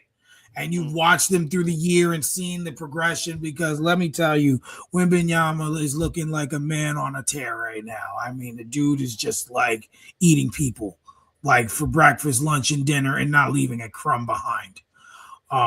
But I do believe that that series would go 7 games. Mm-hmm. But I do believe that OKC could figure them out. Not saying San Antonio can't win, but those are the top two. Those are the top two I'm looking at for the Western Conference Finals. When it comes to Houston, they're showing us what they got to me. And Durant doing what Durant does, Duranting, being a distraction. Still, he's just, I don't see him personally winning another one unless he continues to play and just kind of slides on somewhere later. I'm looking at Minnesota. I'm not gonna lie, I don't really have not seen enough to really make a full take on them. They have a respectable record, but I just don't see it Leave it personally. up to me. No. Oops, say that again. Leave it up to me then. I said, leave it up to me when I come in. As for Denver, unfortunately, their whole team rides on Nikola Jokic. There's no other player on the team or in the league, obviously, like him. And if he's injured or he's missing Y'all gonna stop games, disrespecting Jamal Murray, yo. He yeah, just sprained his well, ankle the other night, no, right? He hurt. no. But here's the thing, bro. If Jokic goes down, right, and he misses a few games, Murray can't withstand that. Is what I'm saying. Like Jokic is an intricate part. I'm not trying to disrespect Murray at all, but I'm just saying. We just seen them do it. But when I'm looking, but you're talking about a regular season game. I'm looking at this. He asked about playoffs. The I'm playoffs, looking at right? a Yeah. playoff. Yeah, I'm looking at playoffs. If Jokic goes down and misses 3 games, can Murray go out there and do that 3, 4, 5 games? If Joker go out, they a first round out, just like they were with Joker when Jamal Murray went out. But the two aren't the same. The two aren't the same. They may not be the same, but I think the impact is just as critical from either one. because Well, they're a big two, not a big one. that's arguable. That's It's very kind of hard arguable. to win a Jamal championship Murray's an without your second. all-star. He's averaging 27 points, bro. It's kind of hard to win a championship without your second best player for anybody. Right, but someone's is My he point averaging exactly. almost averaging and I'm sure Raj is eating this up. Is he averaging almost I'm a not triple saying double? anything. I'm not saying anything. I'm letting you do the work. I just look at it as Was he not averaging damn near a triple double or a triple double when he won MVP and got popped in the first round without Jamal Murray Yes, but 2 years in a row? there was also other factors. But when they won the championship was when they finally had a healthy A Jamal healthy, Murray. Jamal Murray kept getting hurt in the playoffs or right before the playoffs. Yeah, that's a fact. Yeah. I ain't trying to take nothing from Joker. I'm just stating what happened. Yeah. So in a 4-5 matchup now, you're telling me that Minnesota would have a better chance to beat Denver with We just Murray seen him do it last year. and not Jokic? So Murray could take Minnesota in the 7-game series without Jokic, is what you're telling me. Oh, no. I No. thought you were saying it in reverse. I thought you were saying it in reverse. Oh, okay, no, that's what I'm getting at. That's all I'm just saying. Well, I'm not saying I that. said it clearly that I see them as a first round out, just like they were when Joker was by himself. They're first round out. I'm not saying either way. It's just if Jokic is going to miss games, if they both miss games, because we know Murray's got a little injury history himself. Denver's only going to go as far as one of them guys, or both of them could take. All I'm saying is I think it's fair to say if either one of them go down, Denver fucked. Yeah. We can agree to disagree on that. That's Wait. So Mike. You think Joker could take Minnesota out in the 7-game series by himself when he couldn't do it with Jamal Murray last year? I think he has a better he has a better chance of doing it by himself than Murray does. I agree with that. Fact. I agree with That's that. That's what I'm getting at. I agree with that. Yeah. But wait, let me say this. I don't see Minnesota as a team that's real, because they have a lot of issues. Well, I'm gonna tell you this. They're the house of disappointment. Every time you have money on them, or every time you want them to win, they lose. And every time you want them to lose, they win. They're the team that everyone looks at as a wild card team because everything is centered around Anthony Edwards and how he performs. Now, as good as he is on the offense, I don't think he's good on defense. He's one of the best two-way players in the league. I think there's a lot of questions. Your NBA one-liners. I disagree. Your NBA one-liners are classic, bro. Your NBA one-liners, please. What did I say now? Hold on. I just want to make one more point because I do want to talk about the Lakers real quick before you take your turn because I didn't get to do them. The Lakers are 38-25. Phoenix is right behind them by 2 games at 36-27. And I have to make the playoffs. And I don't know what LeBron fell, don't know which arm he hurt. And then that nigga just old. I was about to wait till you hit your 40s, bro. I'm 40 plus. But I'm saying he's just I was talking to Mike. I was talking to Mike. Okay. Mike ain't gotta wait till he hit his 40s because there's a difference between him and LeBron James. LeBron James is a fucking cyborg, primarily trained athlete. So his fall and hurt at 40 is still not as bad as his fall and hurt in his late 30s because he's not in that type of shape. Word. But yeah, so I think Phoenix is right there, and it's just they might be a play-in team if they can't figure it out because they got so many problems. I don't foresee them doing anything really. But OKC and San Antonio are the two I'm looking at. Go ahead, R&B. So I got to push back on that. You said Phoenix has so many problems. And the Lakers, bro. Oh, the Lakers. Lakers. Okay. No. I said the Lakers have problems. Phoenix is on their coattails. So yeah. So this is an important year in the NBA and the Western Conference, I believe, Mm-hmm. because I believe that the championship is going to come out of the West this year. That I think I firmly believe that this year's champion will come from the West. Of course, being a Pistons fan, I hope for something completely different. I'm over here cussing you out of my mind, right? We'll But I, talk about this later. yeah, but I have to be I have to be, I have to be objective to this shit. You know what I'm saying? Um, the reason why I say that this is an important year for West is because this is a year of installing dominance, gentlemen. Mm-hmm. And I think it's gonna come from one of these three teams. I'm sorry, I don't have the Nuggets in that equation any longer with the injury history. I mean, not history, but the injuries that they've had, their recent up and down play. That's not a good sign for them going into the playoffs. They have been on a little bit of a drop. Maybe they'll turn it around. We'll see.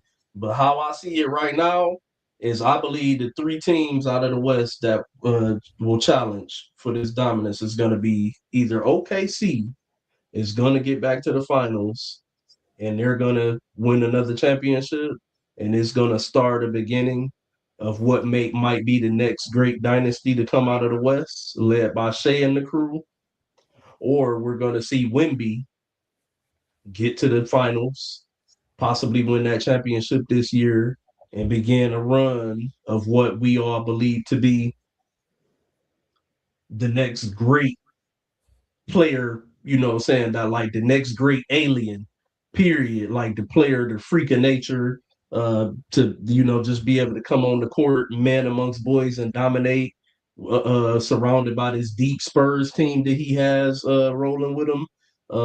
Say I think it's a chance that he will begin his reign this year, or number three, the team that me and Mike were just kind of debating about, the Minnesota Timberwolves. Anthony Edwards has been quietly knocking on the door in these past few years or so, and we kind of just skate by it because he doesn't really have a true uh what I would say great player next to him. I like I agree Julius on it Randle, too. but I wouldn't put Julius Randle as great. He's damn good, but he's not great. You know what I'm saying? We kind of don't pay attention to them. You know what I'm saying? Because they built a different way. They're not as exciting. If you really want to know the truth, the Minnesota Timberwolves kind of mimic one of those old school type title contenders where you got your superstar, you know what I'm saying, and Anthony Edwards, that he gonna be your top tier superstar, and then you might have that next level under him and a player like Julius Randle, and then you got a what they call a defensive stopper and a Rudy Gobert center, and then all of the rest of the pieces around it to try to fit in and make it work. That's what the Minnesota Timberwolves kind of look like. But what I'm getting at is that I think between these three players, because these are the main three players that everybody talk about, and just now until Cade, which I feel like he still got a little more to prove. Cade entered himself into the conversation somewhat this year. These are the main three players that we all talk about, NBA fans, when we talk about the next face of the league: Shea, Wimby, and Anthony Edwards. And this is the year that I believe that one of those three will break through. And either when it comes to Wimby and Anthony Edwards, begin some type of reign of dominance and winning, or OKC, Shea and company being the next great dynasty out of the Western Conference. And that's where I'm at on. Okay. All right. I got three tiers. Okay. Um, in my third tier, I got the Lakers and I got Denver. Um, with the Lakers again, like, and it's crazy to be saying it when they like fifth in the conference, and like it's when we talking about in terms of context matters, so we talk about in terms of like championship contenders, but they still ain't LeBron, Luca, and Austin Reeves still ain't really had a chance to be on the court together like that. So again, I wouldn't bet money on it per se. Maybe if I got, like a good line, you know what I'm saying? I'd throw a couple dollars on it, but I wouldn't go into the playoffs expecting them to win a championship. But if they got right and ended up beating every team in front of them, I wouldn't be surprised. Like it wouldn't be like the craziest shit that ever happened. You know what I'm saying? Um, I and down agree. there with them, I got Denver in part because Joker is still putting up numbers, but since he had that back injury, again they've been sub 500. They've been when I looked it up the other day, it was like 10-12 in their last 22 games. And then I just saw again Jamal Murray ankle injury the other night. You know what I mean? So again, if they ended up going all the way and winning the championship, wouldn't be the craziest shit in the world. But just based off of what I'm seeing from them right now, I kind of got them in this third tier down here. Um, my second tier, it's like 50-50 propositions for these teams for different reasons with each team. Um, Houston, I still feel like they need a point guard. Like I feel like at some point in the playoffs, you're gonna need somebody that can run your offense and get you the best possible shot. You know what I'm saying, that you can get. Isolation don't work all the time, you know. And that's my concern with them. I feel like they're more than talented enough. I'm just concerned that they're gonna find themselves in some late game situations where having like really missing Fred Van Fleet. You know what I mean? A guy that's just gonna kind of make the right play. You know what I mean? Out there on the court, and can make the shot for you or get the shot. You know, get somebody else the shot. Um, Say, Minnesota, hold on. Say that name again. Say that name again for Mike Will. Fred Van Fleet. Yeah. You hear that, Mike? What about him? he got it. He was a high level Mike was player on a very championship team disrespectful already. to Fred You know Van what I'm Vliet. saying? Hey, Very disrespectful. look, Disrespect. I feel like Yeah, that Fred was Van Fleet disrespectful. is high on that list of all time great role players. Not necessarily an all star. You know what I'm saying? But gonna excel in the role that the team need him to at a very very high level. That's how I look at him. Um, and then with Minnesota, I definitely believe in Ant. It's just and kind of coming back to what you know. What I mean, Ryan, what R&B was talking about, Julius Randle and what's big boy name, French dude, Gobert. Rudy oh Gobert. Gobert. Gobert. Look, we depending on. Rudy Gobert. I feel like with them, it's very much about the matchups because we've seen Rudy Gobert get played off the court plenty of times. You know what I'm saying? Hmm. But Then we again, see what he did to the Lakers last year. you get to the Lakers last year and they didn't have nothing for him, and he was out there. They had him out there looking like fucking Shaq. You know what I'm saying? um, so again, with them, I feel like it's more situational. You know, a lot of times, it's the old saying that styles make fights. You know what I mean? It's certain teams that might be in a vacuum better than another team, but this other team just got their number because of the style that they play in. That's my thing with Minnesota. And then San Antonio, man, I'm trying to get 7 on the come out, hoping that Wemby gonna stay healthy. That's my issue and my concern with them. All of Hmm. his injury issues. Because if he go down at any moment, you know what I mean, they still solid, you know what I mean, without Wemby, you know what I mean, Darren Fox, Castle, Vassell, all the, they got talent around him. Deep as But shit. he's the center of that solar system. Like, you know what I mean? He the sun in that solar system. So Hmm. that's my biggest concern when it comes to San Antonio is his health issues. He could go down at any moment. And then in the tier, all of their own, I got OKC. Not that I'm saying because again, we were just talking about styles make fights. San Antonio been whooping OKC ass. You know what I'm saying? But if Wemby get hurt, you know what I mean, or if they don't even have to go through OKC, you know what I mean. Again, depending on the matchups.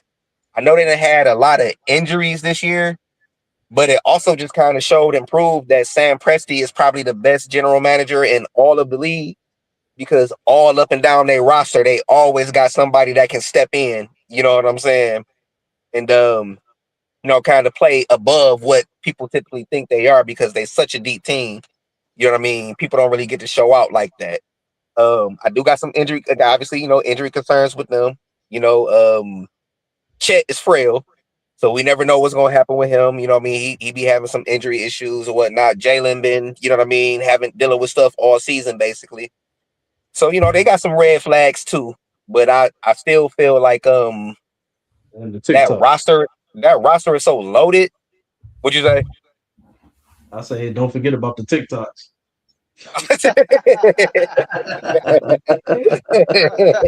Red flag. Okay, see. They got a whole bunch of TikTokers over there.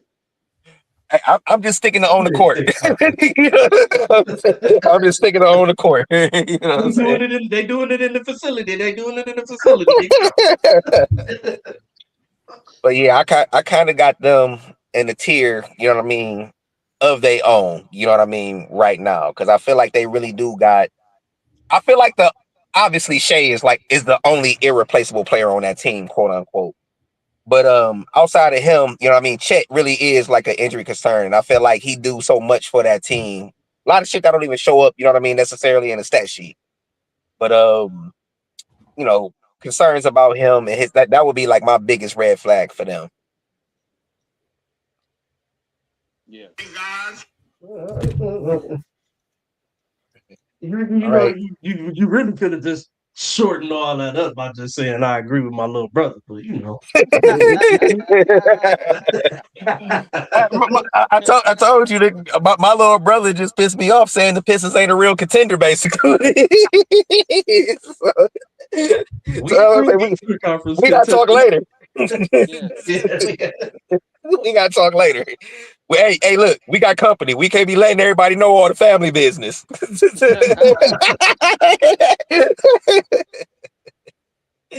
All right. Next up, Russell Westbrook in this post game conversation that he had with the media. And I really I was trying to text it, but you know what I mean? I didn't really do a good job of like kind of expressing everything. I hope everybody got a chance to kind of watch it. What I ended up doing was going and finding an article that kind of like, you know what I mean, laid out exactly what was being heard. Because that's one of my least favorite things about when we watch a situation with an athlete in the media and a press conference. You can't always hear the question that was asked or what the media is saying to them to kind of get the response that you're getting. So I went and found some, you know, and I read it all. I read all through it. So Russ, it started with this one particular media member, and Russ already had smoke with them. Because again, this is the one that he was asking, like, "Do you know me?"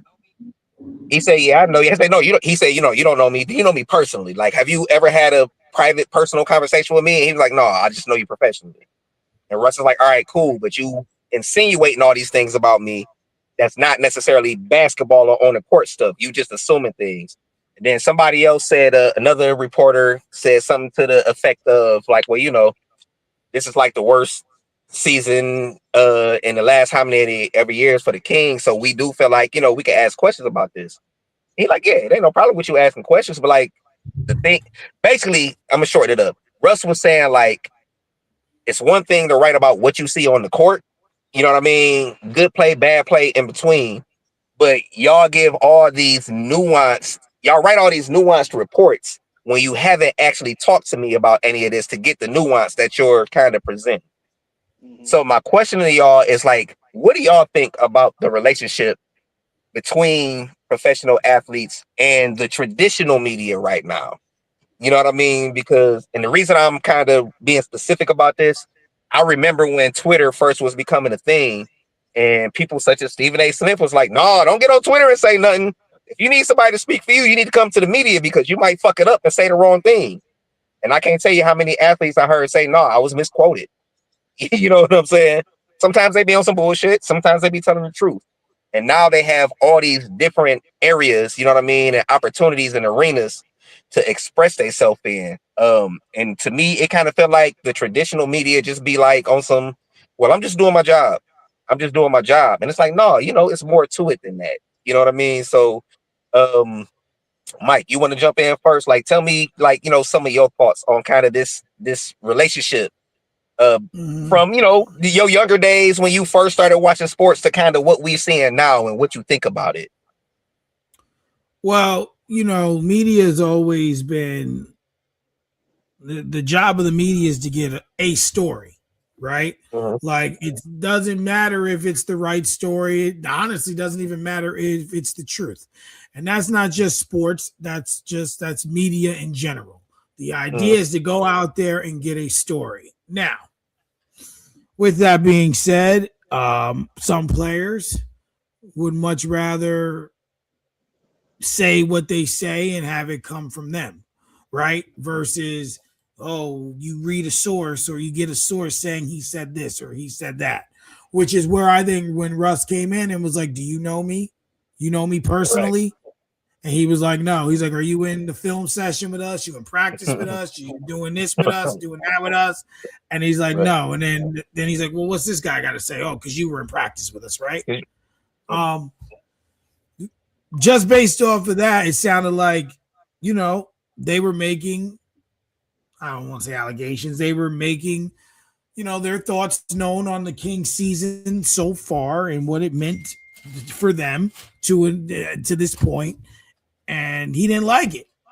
Now, to answer the actual question, um, the relationship between traditional media like that, not podcasts and things like that, Mhm. um, I think it's a little more soured personally than before. But once again, it depends on the player. You have players go up there and they're harped on. For example, Josh Allen. He goes up there every year, like they showed a video of him every year after the Bills lose, right? And Mhm. he's like, they're just like harping on him about losing, right? Like this year, he was crying, like Mhm. full blown tears. Uh, but then you have, Russell Westbrook, who's like, no, we're not going to do this, kind of controlling the narrative. Yeah. I think it's just really depends on the player, but it's kind of like, is he wrong to feel that way? No. No. Does he have a right to speak his mind? Yes. But the players also have to understand to some degree they do have a job to do. But the Mhm. media needs to understand that the players aren't in control of everything that happens. Russell Westbrook can't control everything that happens on the Sacramento Kings. He's balling this season. He's doing his part. He's showing up and Mhm. playing, Right. but other than that, there's just never, to me, my opinion, there's never going to be a happy medium between Mhm. uh, the players and the media, and if even if the media, like, let's just say Russell Westbrook watches this and he don't like Mhm. it, and he wanted to talk to us, that may be bad to him, but that's great for us. Like, you know what I'm saying? Like, that's great for us, Right. so it all, like, so even if the media is bad, the business side of it ends up being good, for it makes good business on both parts, because Mhm. guess what, we're talking about this. I seen them talking about it on First Take, talking about it Mm-hmm. Right. here, talking about it there. So in Right. a way, everyone still wins. Hey, I want to throw a quick question up for everybody, real Mm-hmm. quick. Do today's athletes need the traditional media in the way that they did in the 60s and the 70s and the 80s and the 90s? No. Or do the traditional Yes. media need the Yes. athletes more nowadays? I think it's 50-50. I easily will answer that and say I think it's 50-50, and I say yes. Because just like just like it ain't always a bad athlete, or it ain't always the athlete fault, it's not always bad media, and it's Right. not always bad media fault. It's bad apples on both sides. Yeah. Uh, with that being said, I feel like more in the new media, which is more a lot of athletes and stuff. My personal feeling, I'm not saying that it's fact. Just from what I see, I feel like they're always gonna kind of lobby for each other more Mm. versus with traditional media not really tied to a side. They if it's a real media person, like say Mm. if it's one of us telling the story, we gonna keep it 100 and we gonna be 100% unbiased about it, and so on and so forth. You know what I'm saying? Mm. Now I can't say that's the we all know that that's not 100% of the media. I'm trying to Right. context it around like dudes who really go out there, work hard, get a real story, and report a real story, not Mm. just some fabricated bullshit. You know what I'm saying? The Mm. ones who are the de la creme at the top of the, you know what I'm saying, of like good media personalities or good media, period. Uh, I think you need them to keep that unbiased truth versus athletes doing media. Unless what they would consider, I guess, like a Uncle Tom or some shit, or some of the ones that are hated are looked at as being sold out to the Mm. media or to the man. They gonna be unbiased. I mean, they'll be biased about shit, and they'll, what I'm saying, kind of gatekeep or whatever the case may be. I'm probably not articulating it the best way, but y'all, I get y'all kind of understand what I'm No, I saying. know. But I'm with. Quick question for you. Do you not feel like, especially in, you said something earlier where you was like, I don't want to take it there because y'all know how I feel about it. I do feel like we need to have these conversations because they do matter in sports. Every single conversation don't come down to that kind of stuff, but it is a big part of it. So what I'm about to ask you is, and we didn't live in these times, but I feel like the media, the traditional, it was only the traditional media at the time, but when you talk about the 50s, 60s, 70s, I feel like especially when you talk about the NBA, when they say it was a cocaine league and this, that, and the other, we did need a white media to kind of present to people that, you know what I'm saying, it ain't all what you think it is, and to shine a light on people who are doing real positive things, not just on the basketball court, showing who they were as a person. And I feel like we're evolving into a space where now they have the space to say whatever they want to say. They got their own platform. And if they say some bullshit on their platform, they can't put it on nobody else. You know what I'm saying? Mm-hmm. So I guess what I'm asking you is, like, do you feel like there was a time where they did kind of need, you know what I mean, the predominantly white media to speak positively on these black athletes, and now these black athletes are just kind of taking their own, you know what I mean, space and place and saying, no, I don't need you, whether it's, traditional or otherwise, I can speak for myself. no, I don't think it was a time where they needed the predominantly white, good, so-called good media or whatever to highlight the game in a good way. I think it was a time where they just chose to have it that way. It was plenty of great, what I'm saying, like Stephen A. Smith and some of them would attest to plenty of great media personalities from back in those times who wrote good reports, black ones and stuff, and did good reports, but they didn't get the notoriety. Then nobody cared about them. Nobody wanted to read their stories. Nobody wanted to post their stories or print their stories and stuff like that. So it was, I think it was, they were chose because it's a system that they put in place. They always want to put themselves as the godly figure heroes and Mhm. characters. I feel like we say the same thing, just in different words. Yeah. You know what I'm saying? The black media wasn't allowed, so you, I feel like we're saying the same thing, just Yeah. in different words. Go ahead, Raj. What you thinking? Well, I want to say real quick, we live in a world where there's too much media, and I'm gonna just say that because when we were coming up in the 80s, 90s, early 2000s watching sports, there was only a selective amount of media heads that we heard from. Now, with that being said, that also kind of twisted the narrative on how contracts were given out too. You know what I'm Mm, saying? So you had people like Stephen A. Smith who pretty much killed Kwame Brown's career because of what he said on ESPN a few times. mhm. You see what I'm saying? So there's a lot of narrative push, out there, and that's the reason why I don't really rock That's with a bad example though, bro. That's a bad how, example. I'm sorry. how. Kwame Brown was trash, bro. Let's keep it a buck. No, Kwame he Brown was was trash. okay, I don't disagree with what you're saying, Ryan. But okay, when Stephen A. Smith is calling him trash on ESPN every single day, that does affect his ability to negotiate a contract. and that's my whole point. Regardless of how you You feel do. I don't disagree. But regardless of was he how. wrong? No, Well, no, he was wasn't. he the only one calling him No, trash? no, Well, no, that's but he, that's he that's he was where the the biggest narrative and gets. loudest voice. So Yes, when he get out here and be saying we number one, we got the yeah, number one rated show on da da da da da. Yeah. So just in the yeah, same way that he challenges athletes to understand how important yeah, their voice is, he don't get to act like it's lost on him how what he says affected this man. Like, you can't have that both ways. exactly. And that's what I'm saying. But if he would have played better, then his voice is not as powerful. If he would have played better, he wouldn't have been saying that. But Well, go ahead, Raj. Go ahead, Raj. it's a double-edged sword. I'm using that as an example because, and I use that on purpose because even though we can say, oh, he's trash, he did that in his first few years of developing. This kid was Mm. coming out of high school. High You see school, what I'm right? saying? So to Right.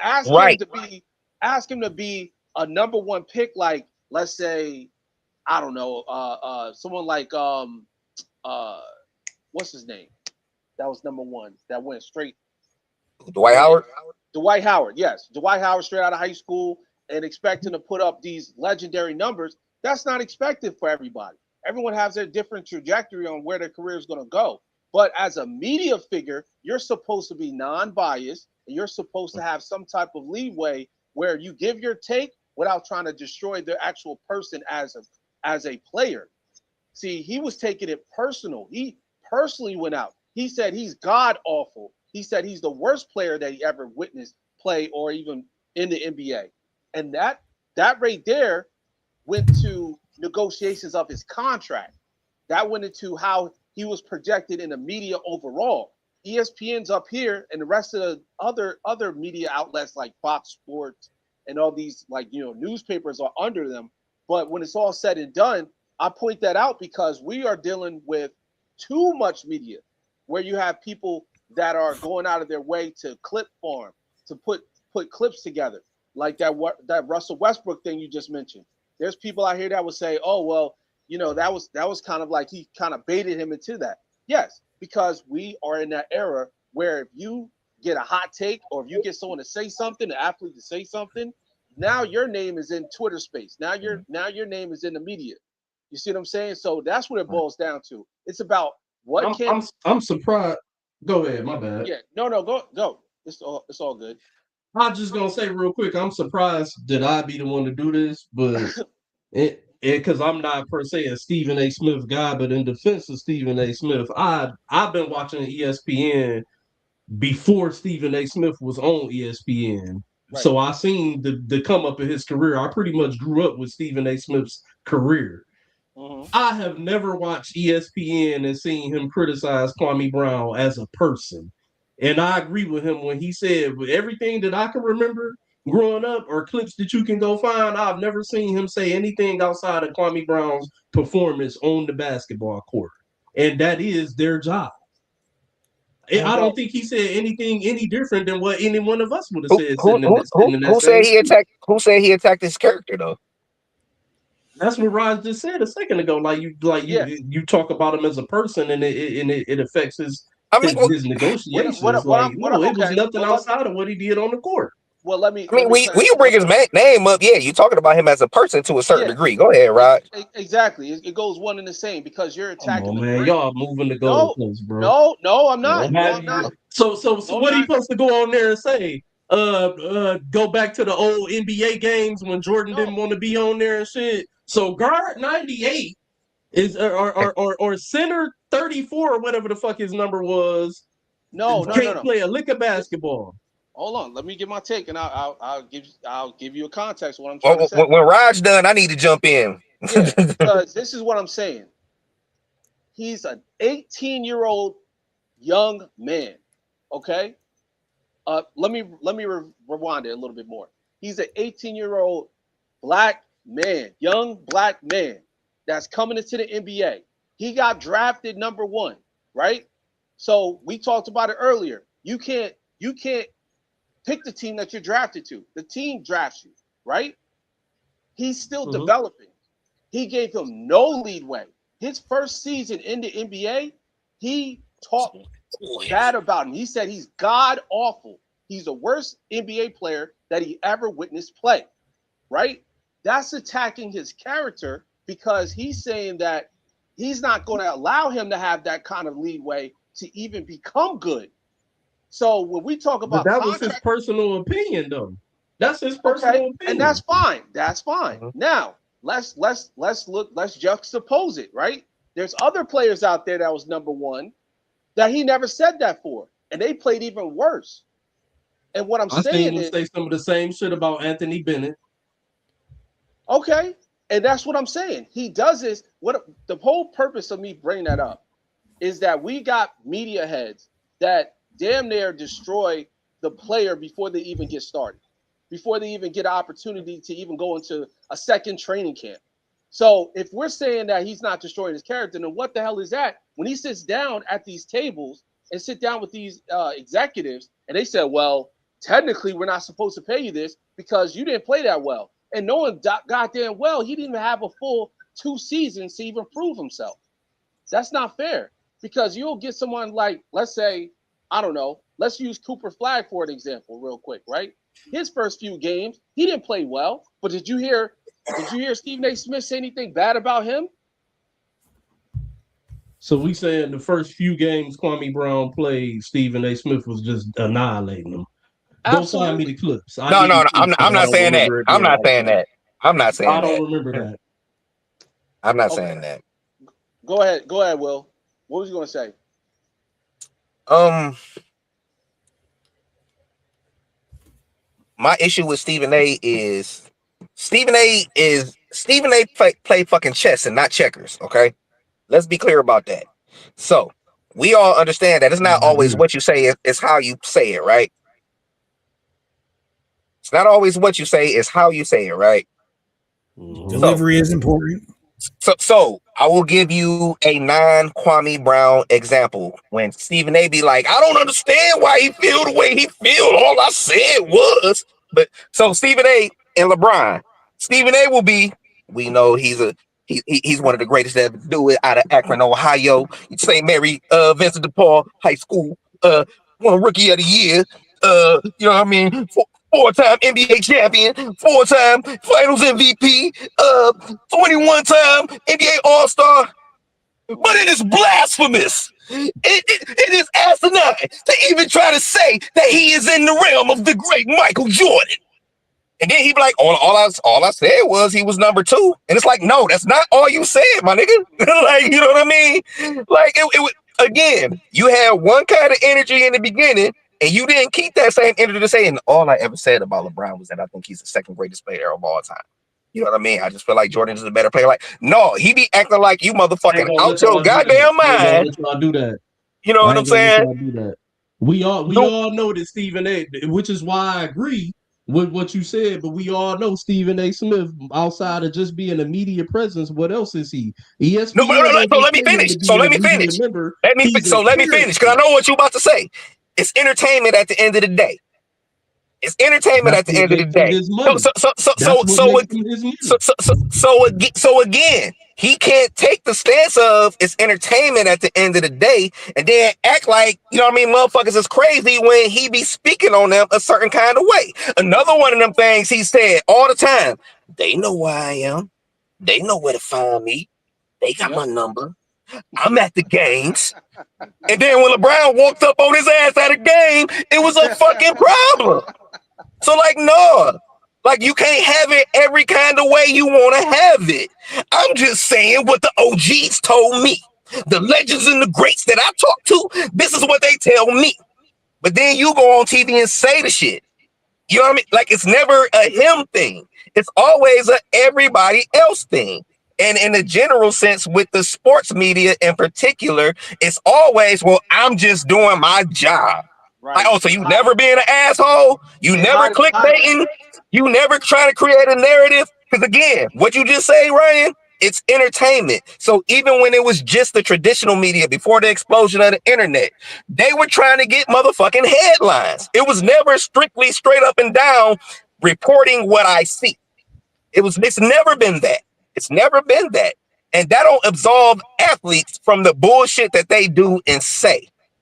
But the media perpetuates the narrative that all we do is our job. All we doing is our job. That's all we do. And it's like, nah, that ain't true. A lot of y'all be on some bullshit too. Trying to get your name, you know what I mean, out here. And And you I know what I think mean, we all advance agree your career. the media's job is to be on bullshit a lot of the times. So, They're gonna come and try to ask them tough questions that they feel like will get you riled up. That's and gonna now so don't tell me entertain you you ain't, or but get don't you tell me you ain't on likes bullshit. and views. Listen. The Likes and media, views. the media will tell you I'm working for you as the fan. I'm trying to get the answers for you as the fan. And it's like, no, nigga, you're not working for me. You working for you and your career. You working You for you trying to and your blow your money. shit up. The same way they Hey, say all these athletes. but what we just say about the NIL shit earlier, we ain't mad at nobody trying to get their bag. Let them get their bag. That's I what ain't they mad use at. with Look, they bad. I ain't mad at. But when you are misrepresenting shit again, if you go The on media's job is to if you go misrepresent, on a bro. podcast and say, you know Let's what? keep it No, honest. listen. If you go on a podcast and say, you know what my job is? My job is to get these clicks and get these views. And I can respect that. Don't tell me when you wrong about a prospect what the you know what I mean the So hold scout on. that So you what talk you to. Don't saying tell is me that about like what they nigga just told you. hold on. You saying basically nigga just keep it real and tell me what you want. Keep it a buck. Versus beating around the bush with me, keep it a buck. I can Keep it respect a, keep it a buck because that. I can respect that. when they get athletes that do the PR thing and only speaking that PR language, oh, they boring. They don't talk to us. And when they're 100% real with you, oh, this motherfucker wildin'. He crazy.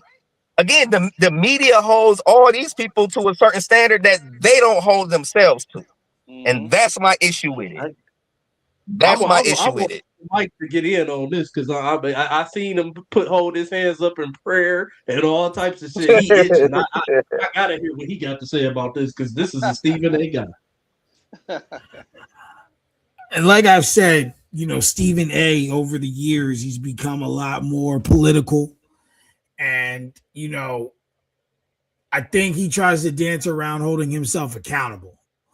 Like the LeBron thing, for example. That's all I Like said. Will said, all I said was, no, no, no. You went into this deep dialect of how he wasn't, and you broke down everything. And then when he approached you, it was an issue. Um, I don't. I can't have his real quick. I can't have Mhm. his back on the LeBron shit.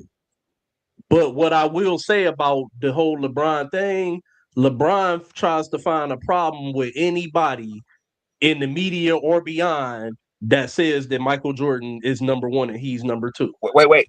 But part of Michael's legacy is that anytime he felt like somebody slighted him, he had a problem with it, though, right? And that's part of But his he handled it legacy. on the court. He handled it on the court. And And LeBron hasn't. we all know. LeBron hasn't. Well, I Not recently. think when you're Not recently. I think you're Nigga, comparing 41 the years Not old, two. since man. he's entered himself into the conversation. Because for a while he wasn't Oh in it. wait, so I'm then sorry, tell Mike. Go me a ahead, man. time, just based on that, tell me a time a reporter said something about Michael and you seen them on the court arguing for the camera to see, if you The could recollect one. after the Elo shot, because part of what had him so fired up was that none of the Chicago media picked the Bulls to win that series. So after he hit the shot and he did the fist pump, they don't show you the part where he go and talk shit to all the Chicago media. Like, yeah, there. Look, if you look for him, it's plenty of examples of this shit. It's just that when Jordan played, we didn't have the internet like this, and we didn't have social media. But again, it's part of his legacy that anybody that's had anything to say about him, he felt some kind of way about that shit. And it's not that he got to exact his revenge on everybody on the court. That's not the way it happened. You know what I'm saying? Sometimes he talked his shit. But yeah, like, it's just funny how it's different for LeBron than it is Jordan. Right, but like, what did you just say? You answered your own question to it being funny. We didn't have the social media, right? Mm-hmm. That outlet wasn't there. So when there's an issue, what does everyone on the planet do, right? Like for example, my biggest problem with Facebook. People will post something personal, right? And then when Mhm. someone comments something they don't like, they want to get mad. Like, Mhm. dumbass, you posted it on Facebook. It's the Mhm. same thing. If a player is upset, they go on social media and then they want to turn around and get upset when someone challenges them. And that's not how it works. If you don't want to be challenged or if you don't like what could potentially be said, don't go on social media. Don't tell no one. Keep that shit to you. That's the only way it's not going to get out. At So that so point, you so you're obligated to just allow people on social media to say whatever the fuck it is they want to you and not have any response. That's how that works. no, no, that's not how it works. You're changing my words. That's not what I said. I said, if you have a problem, and you go on social media and then someone challenges it, you cannot be mad, is what I said. Now, Wait, if wait, wait, wait, someone, wait. Okay, wait. hold on, So, hold on, so wait. hold on. So wait. I need to ask this question. So it was cool when Jordan felt like a writer had some shit to say about them, and oftentimes a nationally syndicated paper because he was playing in Chicago. So the Chicago Tribune was sold across the country. And again, so no, he didn't have social media to clap immediately back at an individual person. But when he had these writers that were set, because again, this is another part of Jordan's story that people forget.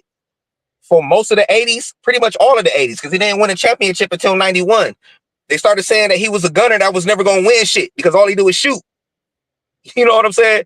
But It's been all of these things that were said about him in the media. No, there was no social media at the time, but he absolutely 1,000,000% responded to what was getting back to him about him. No, he wasn't responding on Twitter or Snapchat or Instagram because he didn't have it. But he, in his time, with what he had, he absolutely 1,000,000% did that shit. right, but the narrative's different because you didn't let me finish. I was gonna say now, if someone says something about you and you want to respond, that's different. That's different because you're not going on there and saying it. That's the point I'm making. If someone could tell me I'm black and ugly, right? Mhm. Someone could just tell me I'm black and ugly. All right. And now I have the right to go and respond to that because someone's insulting me. Right. So I have that right. And any player or person's well within their right. But now let's just say, for example, um, now let's say I go out here and I say I'll use Cody Rhodes, for example. Cody Okay. Rhodes won the championship and I don't like it. I don't like it, right? I got a video I'm ready to post, but He I ain't just beat posting. he He just beat beat what you Drew. call it on SmackDown, right? Drew Drew, McIntyre. Drew, Yeah. Drew McIntyre. Yeah, Now okay. I want to go post this video, right? But I know Mhm. it's going to receive backlash. And I don't feel like arguing with Marks. The video is Mhm. on TikTok, but it's not on Facebook or Instagram because I know You that watch your I'm going to mouth. You have to watch your deal with mouth. these. I know what a mark is. Yeah, I know I'm going to have to deal with these marks, or as I call them, or no, not you saying you know, but No, he just said we know the language, bro. That's all he yeah, said. I'm just saying we from the dirt sheet days, you I, know. I don't call them marks, the Cody fans. I call them the Cody cocksuckers. Um, so I'm not ready to deal with them. And what's funny is the biggest Cody cocksucker is a guy I met in a sports group. Ironically, his name's Michael Williams. You couldn't make that up. And it is an argument him and I will have till the end of time. But Mm, but back to the reason I say that is I know if I post that, it's going to bring that attention. And mm, I'm not ready to respond to that. Therefore, I haven't posted it on those groups. That's all I'm saying. mm. That's all I'm saying. If someone says something about you, defend yourself. But if you go and post something or say Yeah. something in an interview and then someone challenges it, you don't have the right to get mad because you put it out there. That's all No, I'm saying. I know. I agree with that 1,000,000%. If you say something in public on a public forum, any kind of public forum, whether it's television, internet, whatever, and people have their opinion about whatever it is, freedom of speech ain't free. You know what I'm saying? Never So is. I 1,000,000% agree with that. But when it comes to athletes, it's not more often than not, they're not posting. It's somebody posting and saying some shit about them. You know what I'm saying? That's what I'm Yeah. saying. And look, if somebody say, man, you was a bum tonight, whatever the case may be, like, yeah, sometimes you got to take that shit on the chin. But people, y'all know, like I do, the internet is the wild, wild west. You know what I mean? The motherfuckers say whatever it is they want to say to you. And I don't think just because you famous, don't mean that you got to sit there and let somebody say some wild, reckless shit to you. I don't think it's necessarily being I sensitive. agree. You know what I'm I saying? agree. But I think it's a case of sensitivity. I don't think nobody is. at least to my knowledge, I don't think it's too many people that will sit up and say, "Oh yeah, you should openly just let somebody disrespect you because you're an athlete or whatever the case may be." I think where people look at the sensitivity of it is when, like I just said earlier, people can't have an opinion without somebody feeling some type of sensitivity about it. I'm virtually all of us here are virtually nobodies. Stephen A. is a highly renowned face of ESPN, one of the faces of Disney because it's owned by Disney or Right, whatever. But if, right. if if we were to sit up here and all agree that LeBron is the second greatest of all time and he got wind of the video, I'm at a high level of surety that if he got wind of it and saw it, he would have a problem with it. And that's the simple I shit disagree. that people talk about, like Disagree. players being sensitive and like Mm. don't want nobody to have an opinion or nothing. Like you hear a lot of people, hold on, you hear a Right. lot of these athletes go on these platforms and say they don't respect shit like what we're doing right now. They Mm. don't want to hear what our opinion on anything because we didn't play the game. That's bullshit. Just because I didn't play does not mean that I Yeah. don't have eyes and I did not watch. Now I The may media not do the be able same shit to. though. The media do the Stephen A. do the same shit. You can't talk to me and have a And conversation with that's me and my debate point me. I'm Stephen exactly. A. Smith. That's my point exactly, though. They'll give people like Stephen A pass just because he's Stephen A. or because they work for ESPN. Right. So at the end of the day, it's all really Look, bullshit. You know what I'm look. saying? Because people don't want people to have they don't want the people that they don't want to have an opinion have an opinion. Right. I don't know LeBron. I've never met LeBron.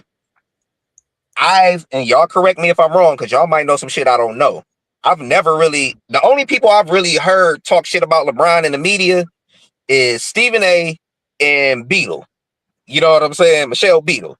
I know that neither one of them fuck with him. You know what I'm saying? And Beetle made it clear a long time ago that, you know what I'm saying, she don't fuck with him because she felt like he came for a job. And Stephen A. came out in the last year or two and said, I don't like him personally. He said that shit. He went on TV and said that shit. You know what I'm saying? And it didn't start that day. He didn't just stop liking that nigga that day or start having a personal issue with him that day.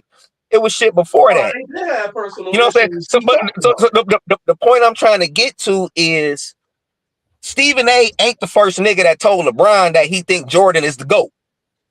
You know what I'm saying? Shump. I was just watching Shump on Uncle Shay Shay the other day. And he told, Shump a Chicago kid. He said, yeah, I told LeBron, like, you know what I mean? Like you my guy, you my boy, but Jordan is the GOAT.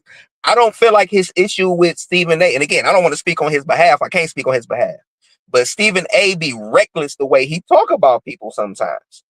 You know what I mean? And I when he don't talk about disagree. people, and when you talk about people that kind of way, don't act like you don't understand that they got it. It's one thing to just speak your mind. You know what I'm saying? And say, look, Kwame Brown, he was the number one pick. You know what I mean? We expected more out of him. His career just ain't be what we thought it was going to be, being that he was the number one pick in the draft by the Washington Wizards. You know what I mean? In 2001. Kwame Brown. He fucking with that man name. You know what I'm saying? Like I can see how some people take the shit that he say personal, the way that he presents it. That's all I'm saying. It's a Max Kellerman. You don't really hear nobody with no smoke for Max Kellerman. He gonna give you his thought and his idea and tell you exactly what he's thinking, but he's conscious of the way that he's speaking about these people. You know what I'm saying? That's what I'm saying. The media do a lot of shit. They throw a rock and then hide their hand and act like they don't understand why motherfuckers is upset with the way that they. I don't think athletes in a general sense got an issue with you saying I played a bad game today. It's the way that you go on TV and say it and talk about it and present it. And again, it's entertainment. So I get it from the media side of it too. But you can't act like you don't understand why these motherfuckers be upset and frustrated with you sometimes. That's a fact. I get that aspect of it. That's a fact for sure. But let's remember though, all of the media is not Stephen A. Smith and stuff. All of the media don't I be on agree. TV and on ESPN. I agree. And that's what I'm saying, bro. A lot of these motherfuckers will try to write some shit to get to ESPN or to Fox Mhm. Sports. They all trying to get their bag. Like I say, I'm all for people getting their bag, but when you throwing motherfuckers under the, you know what I mean, throwing dirt on the nigga name to do it, that's a different thing. The funny thing, a lot of the media though are former athletes, and athletes are being now chastised for having an opinion about athletes. Athletes that did play at a high level are now being chastised for having an opinion. So for me, I think it boiled down to like we just live in an oversaturated, sensitive era in life because they even when they get it, how they hell, I done heard people talk shit about shit that Draymond Green that had to say on his podcast, saying that he don't know what he talking about. A four-time champion, defensive player of the year, one of the best role playing, undersized big men we ever seen play on the defensive end, don't know what he talking about. So it's too much sensitivity for me. But you never gonna make everybody happy anyway, no matter who you are. Exactly. Never gonna make everybody happy. Hey guys. Yeah, what happened to Rod? Hey guys. He had something to go do at 2:00, I think. Yeah, and I gotta get running here too. I know we didn't get through the topics of the list, so we'll save it for next week. But I gotta get running because I gotta be somewhere at 2 myself. So we're already over the 2-hour mark already.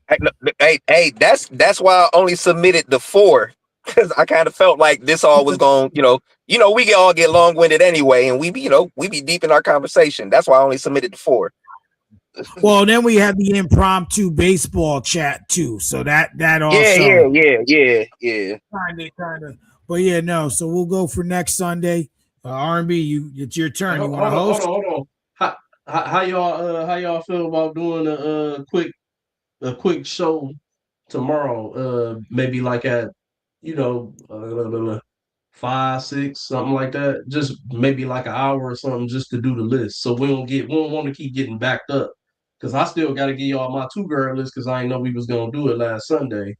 But you know what I'm saying, so we can keep it. So next week can be power forwards and not doing small forwards over again. Okay.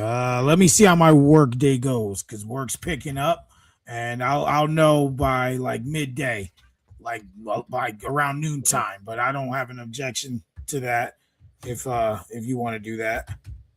I'm off tomorrow, so just let me know. All right. So yeah, so we'll keep on track for that, and I'll put it in the thread, and we'll go from there, brothers. For sure. All right, guys. Have a good day. Everyone be safe, and we'll see y'all on the flip. All right, Mike.